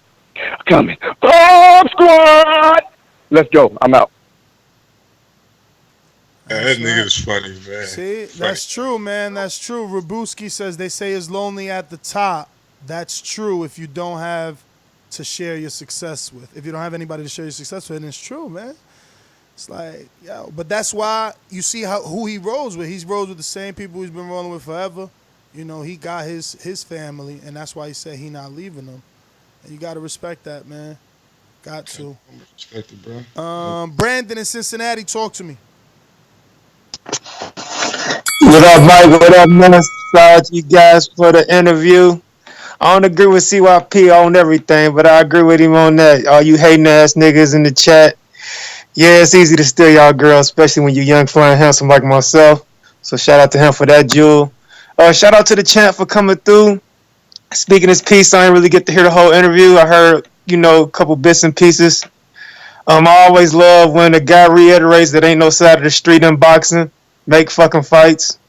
Oh, he just agreeing with what I always say, and guys like Ness disagree with me. So it's good to hear the champ say it. No sides of the street. Make these fucking big fights that we want to see as fans. As far as everything else he was talking about, he really speaks some real shit. For his sake, I do hope AJ win the fight in December, because I think that fight for him is a bigger fight than the Ruiz fight. And I do want to see him get, the biggest money possible. And I think he can do that with AJ. But like as I said, other than that, man, shout out to you guys for bringing the interview. Shout out to him for staying. Even though y'all didn't ask my question on Patreon, I did get in there late, though. I just wanted to know who he thought could win the Bud Earl fight. But other than that, that's my call. Y'all take it easy. I think we go check asked the him interview that Ness before. did shit about a couple months ago. He answered that question. Yeah, Earl is his boy, but I don't think he took a stance, right, Mike? No. He said it'd be a good fight. Yeah, I don't think he took a stance. But Earl is we got his like boy. 16 super chats. Let me get to like 4 of them right quick. Earl bust the bag in his gym. Yeah, we got AMG #lines in the camp. Bomb squad. We got AMG #lines in the camp. Deontay Wilder, king of the jungle. We got AMG 2 lines in the camp. The real champ. To this day. We got another one from AMG lines in the camp. One face, one champion, Deontay Wilder. #to this day. And we got one more coming from AMG 2. # lines in the camp. The champ is here. The champ is here. The champ is here. You know what I'm saying? But we'll get to the rest of them after these calls. Well, not after them, but like during them. P Money, talk to me. Yo, great interview, guys. I haven't always been the biggest Deontay fan, and I don't always agree with what he says, but that was a fucking awesome interview. He went real with you guys, and I like that shit. Just boxers being honest, like real people. I feel like so many of these boxers want to be celebrities when it's like, if you really want to get fans, just be a real person. I fuck with the interview, though, guys. Thank you. Thank you, P Money. That's it, Mike. So I want to thank everybody that joined us on this spontaneous one. I'm still trying to do film study Tuesday, on Wednesday. I don't know what fight we said we could watch, but we said something this morning. I think you said Laura and Canelo earlier, right? Oh, yeah. We could watch Laura Canelo. We can do that. We got one from Christoph Boxer 101. Ness, don't do me like that. He was talking about your question. Yeah, he thought I wasn't going to get to it. Says, Ness, wrench up Southside Ducey. I can't even find Southside Ducey in here, but you're right. We got one from Joseph Brown. Salute to the champ. I was at the Brazil fight. I saw you baptize him. The Ruiz are the only heavyweights that gives back to his fans. Not Fury, not AJ. And you got one from AMG 2 lines in the camp. Where the B sample at? We got one from 7. Ness, can you answer my Patreon question? I know you're a busy man too. You could answer for me. Nah, we got to it. We got to it. Okay. That was We the got question from, about juggling family and work. Gotcha. We got one from Facts Check. And he ain't saying nothing, just showing love. Barbershop Conversation says, great work, TBV. Love Wilder. Big ups to you, Fred, man. Seeing that the interview you did with him over the weekend. We got one from AMG2. Hashtag Lions in Camp. Bomb Squad. King of the motherfucking jungle. And we got the last one coming in from 7. At Larry Berry said Mitch Green would beat Deontay. LOL. Yeah, man, I guess that was.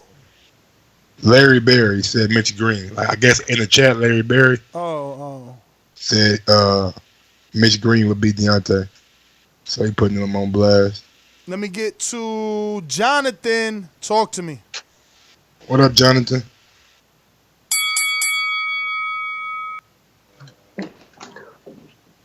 Nice, can you hear me? Yes. Okay, yeah, hi, I'm first time caller from London. Oh, first time? What part basically, of London are you calling from? From Southeast London. Nice. Southeast, yeah. So first of all, I just want to say a few things. You guys are doing a really good job. Well, appreciate that, brother. Tuned in late, just curious. Did Wilder say anything about his Ortiz fight, when that's going to be? Got an announcement coming up on more than likely the Sean Porter and Spence pay-per-view. It was funny too, because that's what he said. He was like, sometimes y'all right, sometimes y'all wrong. Was it me or was it you? I know we spoke about the announcement being on. It was you? I think so. I don't remember. Yeah, you always right. It was right. TV. You always right. Mike always right. Nah, yeah, that was funny. Yeah, we still got time too. So no, he didn't give an exact date because he said that he's gonna make the announcement on the Earl Spence Porter pay-per-view. Cool. Yeah. So what I think is gonna happen is I think Wilder's probably injured. That's probably why he hasn't fought Ortiz yet. Because if you realize when he fought Brazil, he injured his left hand in the fight, didn't he? So he's probably injured. That's probably why he hasn't announced the fight yet. I mean, he's been all over the world, and there's been no cast or like sports tape. He was just in the UK. He did a tour in the UK. He opened up a restaurant. There's been a lot of video and photos with nothing to. Yeah, but even before he fought Tyson Fury, he was injured then, and even then he didn't have any signs of an injury till after the fight. He said he was injured in camp. Well, then that means he'll fight with an injury. I mean, he just said he only had 2 weeks for Ortiz, and you just said that he fought with an injury for Fury, so he'll be ready. Yeah, I just want to say I think he stops Fury early in the next fight because if you think about it, from rounds 9 to 12 of the first fight with Fury, he dropped him twice. So I think he's sourced them out. He's realized what to do, and if you put Wilder in with full energy from the start, I think he stops Fury quite early. Because I think he sorted them out. He sourced them out now. He knows how Fury moves.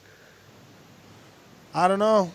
We'll see. Want to thank you for calling in. Thank you for being a first-time caller. Hope Cool. we get Thank to you, hear guys. from you again. We go live a bunch, man. So make sure you subscribe to the YouTube channel. We're gonna go out to Patrick Rocha. Talk to me. Yo! What's up? What up? What up? Hey, that interview was sick, bro. That interview was sick, man. You and Mike were like proper on it, man. No. That was sick. That was sick, man. I just want to say that was a sick interview. Love him or hate him, Wilder's Wilder, man. He's a pure legit people's champ, man. I hope you guys are well, and I hope you have a good day, man. That's my call. All right, man. Well, thanks for calling in. Hey, yo, so I'm reading this chat. It says, at Mr. whatever, right? He says, oh, no, that's the wrong one. Damn. Well, What up, Jimmy, man? Good to see you back in the chat, brother. I was reading Southside Ducey thing, and he was like, yo, my wife just went crazier than me. And I know he got to be talking about when the show was playing and Wilder, talked about him getting a knockout. Yeah, that dude got to feel amazing. Let me get to Texas. BoxingVoice.com. You invited him to the ring? Why? Yo lo invité a que subiera. Como decimos en México, hay que dejarnos de mamadas. ¡Viva México! And like we say in Mexico, we don't fuck around. BoxingVoice.com.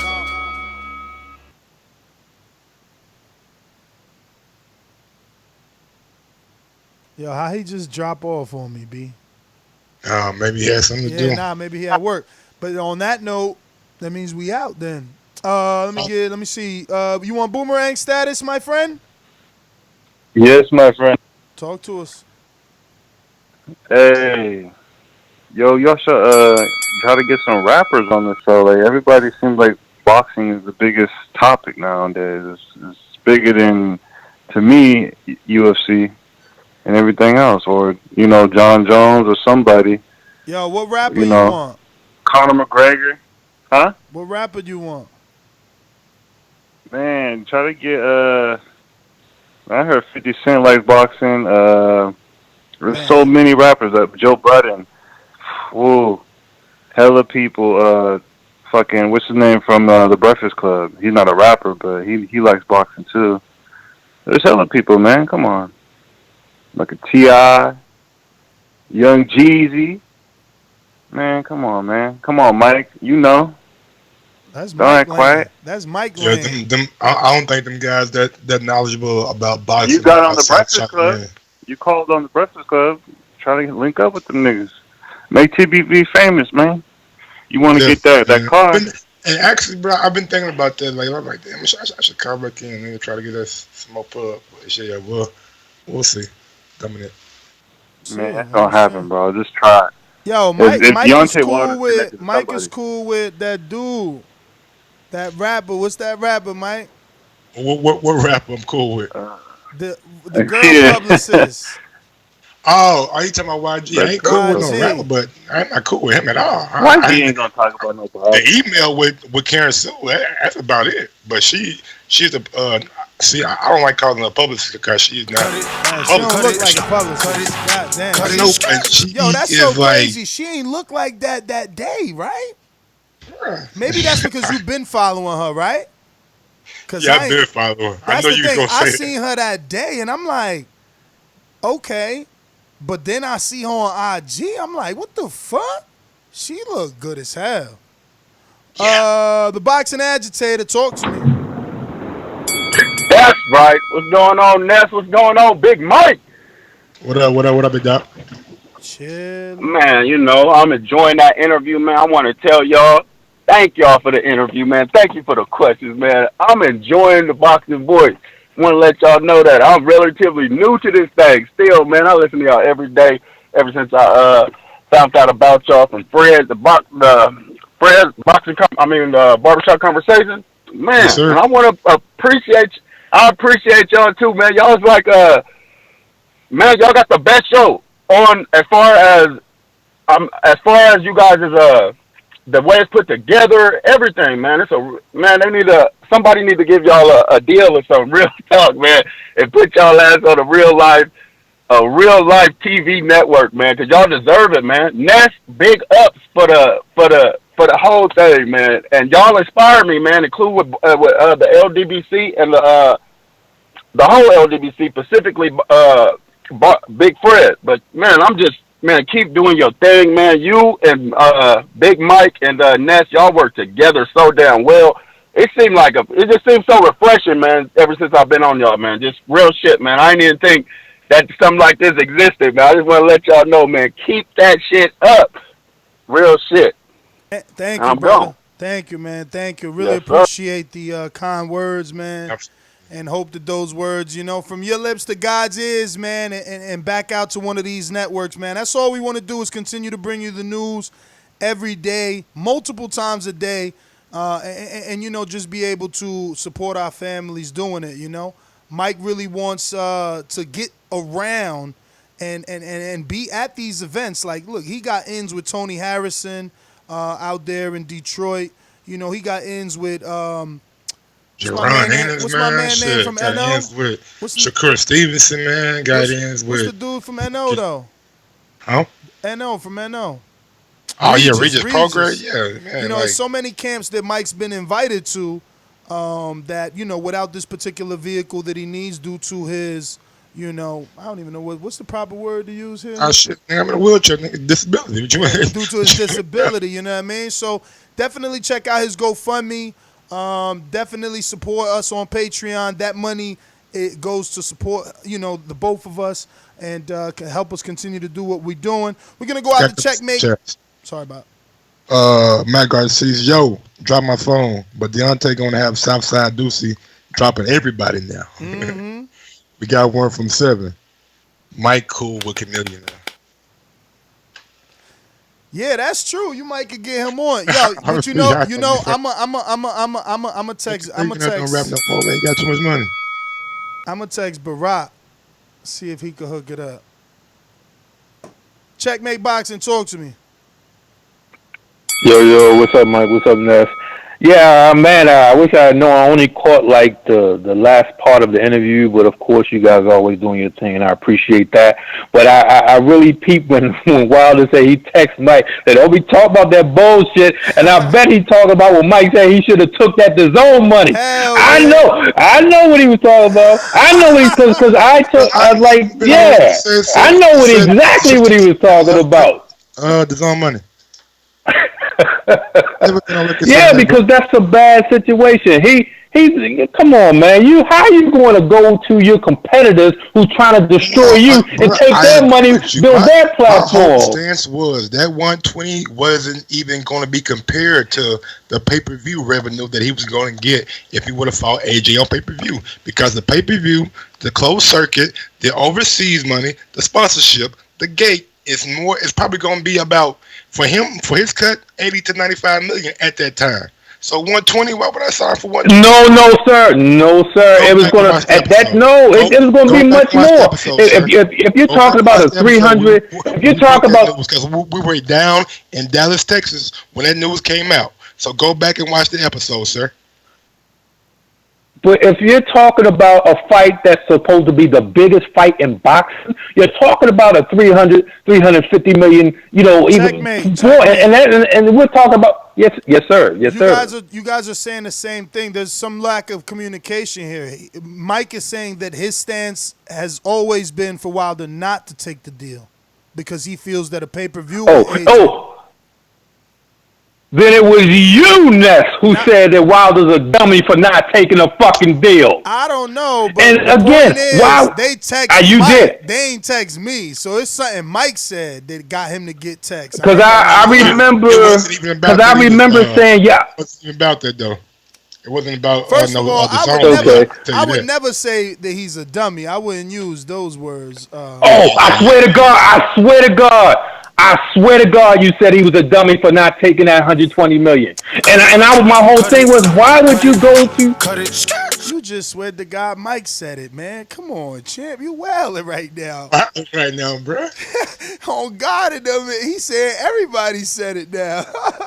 Everybody did it, nigga. Somebody Boomerang, Jason in Missouri, what it do?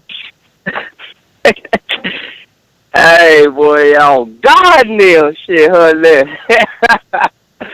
that boy funny as hell. Hey, man, I was just calling in, man, just telling y'all, man, good shit. Once again. Oh, you there? Can you hear me? Yeah. You stopped can you hear me? You stopped that once again. Yeah, man, just some good shit, man. Once again, y'all coming to us with some heat. I came in on the tail end, man, out here slaving at the slave shit. But hey, Ness, I know you was talking about that border wars, man, and y'all need some like cameras or some shit. Wasn't you saying some different kind of cameras or something? What you was talking about? It's a camera link to set up to our wireless switcher, so that when we switch. So we got a 4-camera setup. So it's 2 camera links. Okay. Yeah, man. Just let me know, man. I want to help get all that shit together, man. I just want to support the channel, man, any way possible, dog. Cause I appreciate the border wars. I'm looking to sign up, man. I'm trying to hit that November 2nd, man. 147 weight class. I'm coming. Ooh. You know what I'm saying? Yo, So, you need to get with Southside, yo, man. If you in Missouri, right? Oh no, that's yeah, Southside, yeah. Southside, yeah. That's in Kansas City. Southside actually sparred with my cousin and shit. He trained with my cousin and shit. Oh So, shit! yeah, so Oh, so y'all already friends? That's what's so up. Damn, yo, I boxing mean, community. I know, I Southside, you know, my cousin and shit, and man, I know his trainer. I know all them dudes, man. So, you know what I'm saying? Yeah, we gonna see what's up, man. But I just want to support, dog. I appreciate everything y'all doing. Y'all get me through this old boring ass day that I do. I had 6 days a week, so shit, I appreciate y'all, man. Man, appreciate you, brother. Appreciate you. Jason in Missouri, thanks for calling in. We're going out to Stainless on a boomerang tip.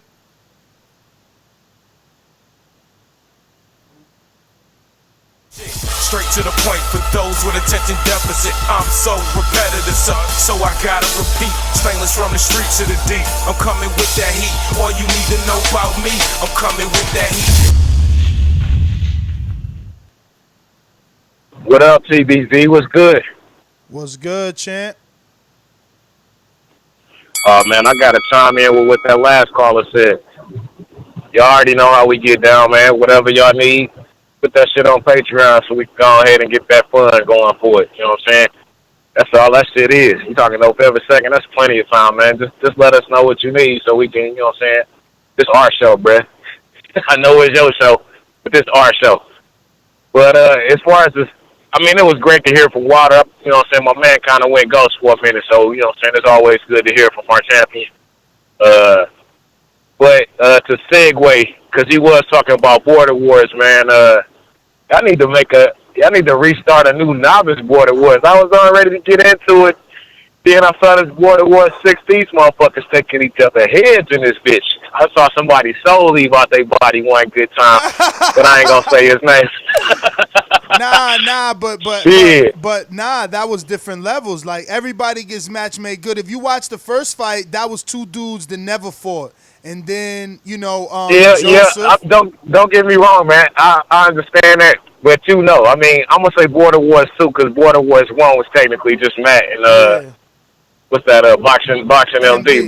But if you go from Border Wars 2 to Border Wars 6, man, ain't nobody fucking with that shit, man. Y'all need to go ahead and get some sponsorship, man, and quit playing. Somebody said that this past Sunday, like, maybe y'all should just charge a separate fee for that. Maybe you should, man, because that shit is. I know that shit is growing. If it ain't growing between the boxing commissions, it's growing, bruh. You know what I'm saying? Because we already know there's plenty other podcasts who listen to this show. You know what I'm saying? They feed off this show and they work off this show. So we know they watching the motherfucking Border Wars too. You know what I'm saying? I'm still mad at myself that I missed the immediate reaction, man, because I wanted to get in on that shit, man. That shit was the livest fight card of the entire weekend. So I wanted to shout TBV out for that. And as I always say, man, y'all got my support. So y'all need some cameras, y'all need some links, whatever, man. Just put that shit, put the price on. Like I tell my ladies, man, just let me know how much it costs. So I always say, please make sure you push the thumbs up, share this, and every episode of the Boxing Voice podcast, because it's TBV for life. And if you ain't on Patreon, it's because you're stupid. Shout out to El Camino. Peace, folks. Stainless the champ. Did you get to the super chat by Joseph Brown that says, salute to the champ. I was at the Brazil fight. I saw you baptize him. Oh, you did? All right. We got Stonebone Boxing. What up, Stonebone? Yo, what up? What up with it? Hey, man, shout out to Wilder, man, for Pastor Wilder, man. Always dropping them jewels, man. Always keeping it 100, man. And I like the aggression that he showed towards the other fighters. Like, I think when they listen to him, they probably think, like, I don't even want to fight him. I mean, I don't want him talking about killing me and all this shit. I think he kind of intimidate him before he get in the ring, kind of like Tyson used to do. And I think kind of that's why Tyson hating on Wilder a little bit, because he sees, like, a fear factor like himself, and he thought he was probably the only one of this generation, probably. But and also the money, he doesn't have to. Wasn't it you, Ness, that asked Danny about wasn't he still with Al? I'm pretty sure it was you, but asked Daniel I'm pretty sure it was Jacobs? TBV. Yeah, Yeah, that was me. I definitely asked him that. yeah, that was you. Right, and he made it clear he's not leaving out. So even if Wilder was to take a one-off $60 million fight on the zone to fight AJ, he doesn't have to leave Al. So with these people who hate Al, just get over it.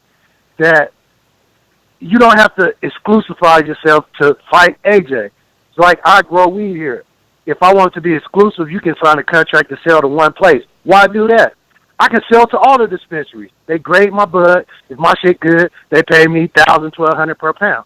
So if you can have a plan like Wilder got, keep making his money, keep knocking these guys out, and it's going to come. He's going to make $100 million before he even get in the ring with AJ. Ain't he? Is my numbers not right? He's going to make $100 million between Fury. He's already made 40 according to Forbes. So, I mean, he's halfway to the money he was going to get from the zone. So everybody come down, bow down to the champ, TBV for life. I'll let y'all, bro.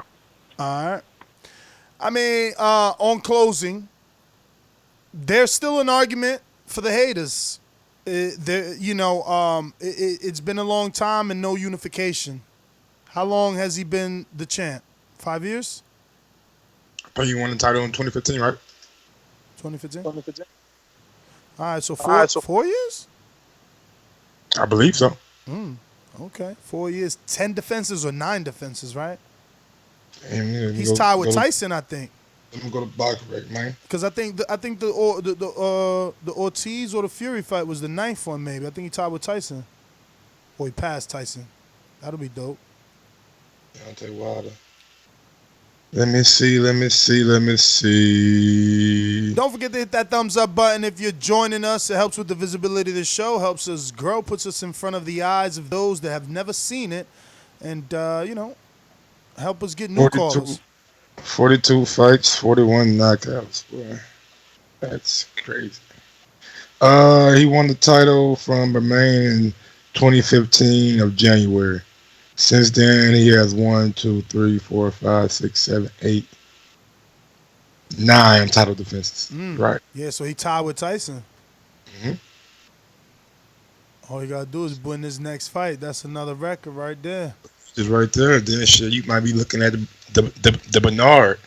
You know what I'm saying? Can he get to that motherfucking 21? You know what I'm saying? Can he get there? What do you mean 21? Oh, 21 title defenses. Yeah, did Bernard have like 21 titles? Yeah, but that was at middleweight, bro. No, and that's what I'm saying. If he can get there, bro, that's didn't Triple G beat Bernard's resume though? Nah, Triple G came up short because he lost to Canelo. That sucks. Yeah, I know, right? We got some more callers. Always good to chat up a little bit, give these guys time to call in. Going out to our alumni. Mr. Info Joe. Tell them the truth, yo. Tell them the truth. This portion of the show we call In the Mr. Know, Info Joe. presented by my brother. Yo. What up? Yo, what's up, my boxing brothers? How are you? Hey, man, get at Wilder, man. The next TBV appreciation night at Wilder's house. Yo, what the heck? You imagine that shit? Yo, that lake, bro. You know what I wanted to ask him? Hey. Did he throw some sand down? I was watching. When you got mad when I cut him off? No. Then you're like, oh, okay, I see where you're going, Mike. Yeah. Yeah, no, I wanted to ask, did he throw sand down at the lake? Because I seen It's a Savannah though. Like, I don't know. It's a cat. It's a cat. But we jacking info. We jacking info. Go ahead, Joe. It's all good, man. I just wanted to say, man, great interview. Always good to hear from the king of Wakanda, the people's champ. Shout out to Stainless, man. That's my guy. Shout out to all the TBV family. Yo, I got my tickets for the Spence Porter, man. It's in my city. I had to support some more boxing to come back. Any of the TBV family gonna be there. Shout out to N.O. I know he said he's coming. And shout out to Cali Buzz. Let's link up and let's do it. I'm in there. Peace. Damn, N.O. going all the way from N.O. to L.A. for that, huh? Okay. Hey, bro, that's like one of them, like, Egyptian like looking cats to me, with the ears going straight up in the air and stuff. I'm about to put a picture of it in the pre-pro. All right. I got Jose in Dallas. Talk to me. What up, Jose? Yes, sir. What's going on? What's going on, Familia TBV? What up? Well, I just want to say thanks for the interview. Congrats on the interview. And pretty much wanted to say shout out to the champ, the people's champ. And surely he really is the people's champ. I mean, I was at the Spence and Mikey fight at the AT&T. And, I mean, there was everybody there from PBC. I mean, pretty much all the fighters that they have that you can think of, they were there. And the most approachable guy was really pretty much Deontay Wilder. I mean, this guy was taking pictures, shaking hands, signing autographs, little kids, picking little kids up. I mean, just the most approachable guy that you can, you know what I mean, that I could just pretty much imagine running into. So, I mean, truly, he really is the people's champ. You know, I know he's got a lot of, hey, you know, I want a body on my record and all this, which, you know, he's supposed to. Of course, supposed to sell his fights at the end. But man, just a real down to earth guy. You know, just all my best, you know, for him. And you know, thanks for the interview again. And that's my call, guys. Well, all right, champ. Thanks for calling in. Appreciate it. Super chat coming from Brandon Maurice. Kale officially turns down Bud. Can't make 147. Told you. Good for him. Yo, better for him to say he can't make it than looking all dead at the scales and us not giving Crawford the credit, man. Absolutely. No, I ain't trying to knock Crawford. I just don't want him to give us fights that give us a reason. But anyway, I'm your host, Nesta Gibbs. Find me on Instagram and Twitter at NSGTO.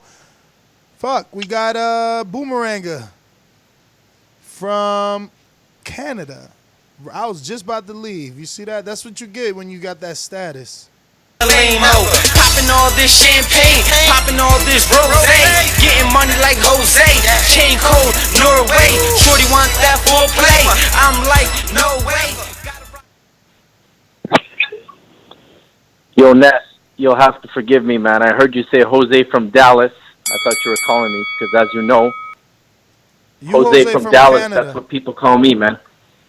I'm also from Dallas. Don't forget, man. I went into some man's hometown and took it over, man. That's my hometown too. So I'm Jose from Dallas as well. So feel free to introduce me like that sometimes. And he also said "People's Champ." I thought he was talking about me as well. So forgive me. I thought you guys were calling me. Just a quick shout out. If anybody wants to see the real champ back in action, sign up for Border Wars. We need some more fights for it to happen. You know, so sign up. You know, deadline's coming up soon, guys. We need you guys to sign in. It's going to be in Vegas. Beautiful spot. We need deadline by this Sunday, man. We need to have people by this Sunday confirmed. Six people by man. Sunday? At least give them till September 28th. 6 people till Sunday? Well, yeah, because,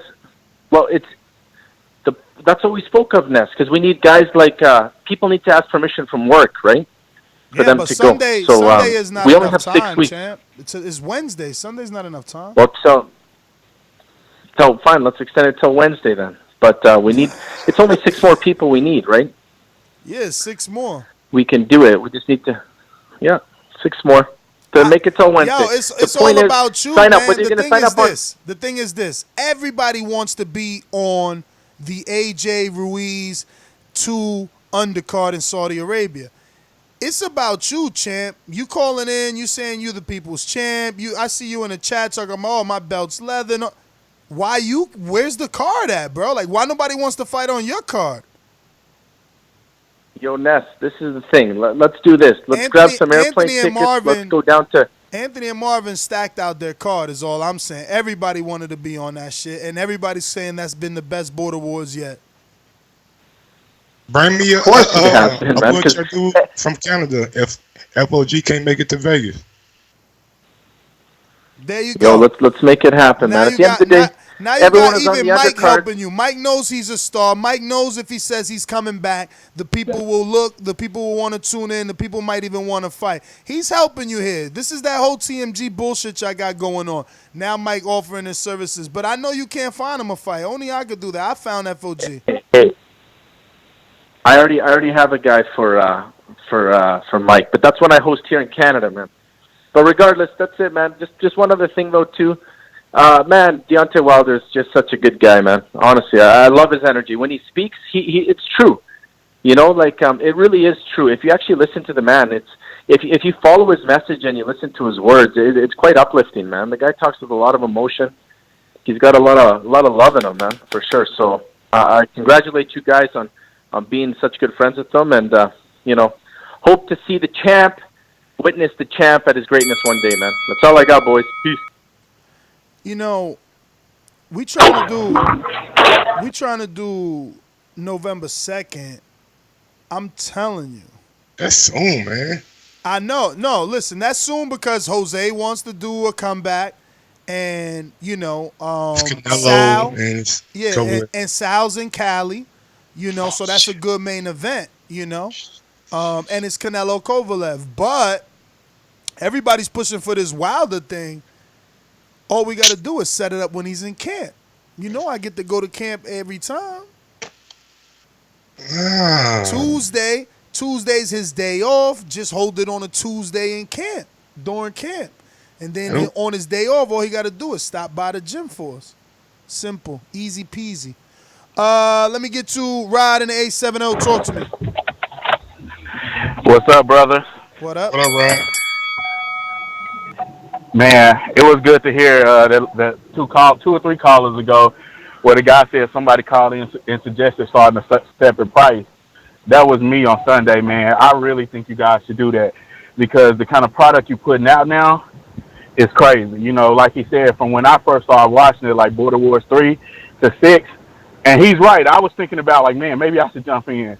After seeing them boys the other day, I'm like, you know what? Let me get my skills up. Let me go to a gym. Let me box around a little bit. Let me spar a little bit because them dudes will whoop my ass straight up, you know. Even as strong as I think I am, I think those dudes will straight punish me because they have good skills and I guess over the training of a year or two, how long ever you guys been doing this, those guys have sharpened their skills. So that's one thing. The next thing is, man, great interview from Deontay Wilder. Ness, you asked my question first. I appreciate it. I wish you would have put the piece on there though when I said what next three fights to how you think they will impact your legacy. Because I think from this point forward, Deontay Wilder has to start looking at fights that are going to impact his legacy because now he's placed himself in a stratosphere where he can start competing with the likes of greats. Him, Tyson Fury, guys like that. I think Anthony Joshua needs this win versus Ruiz.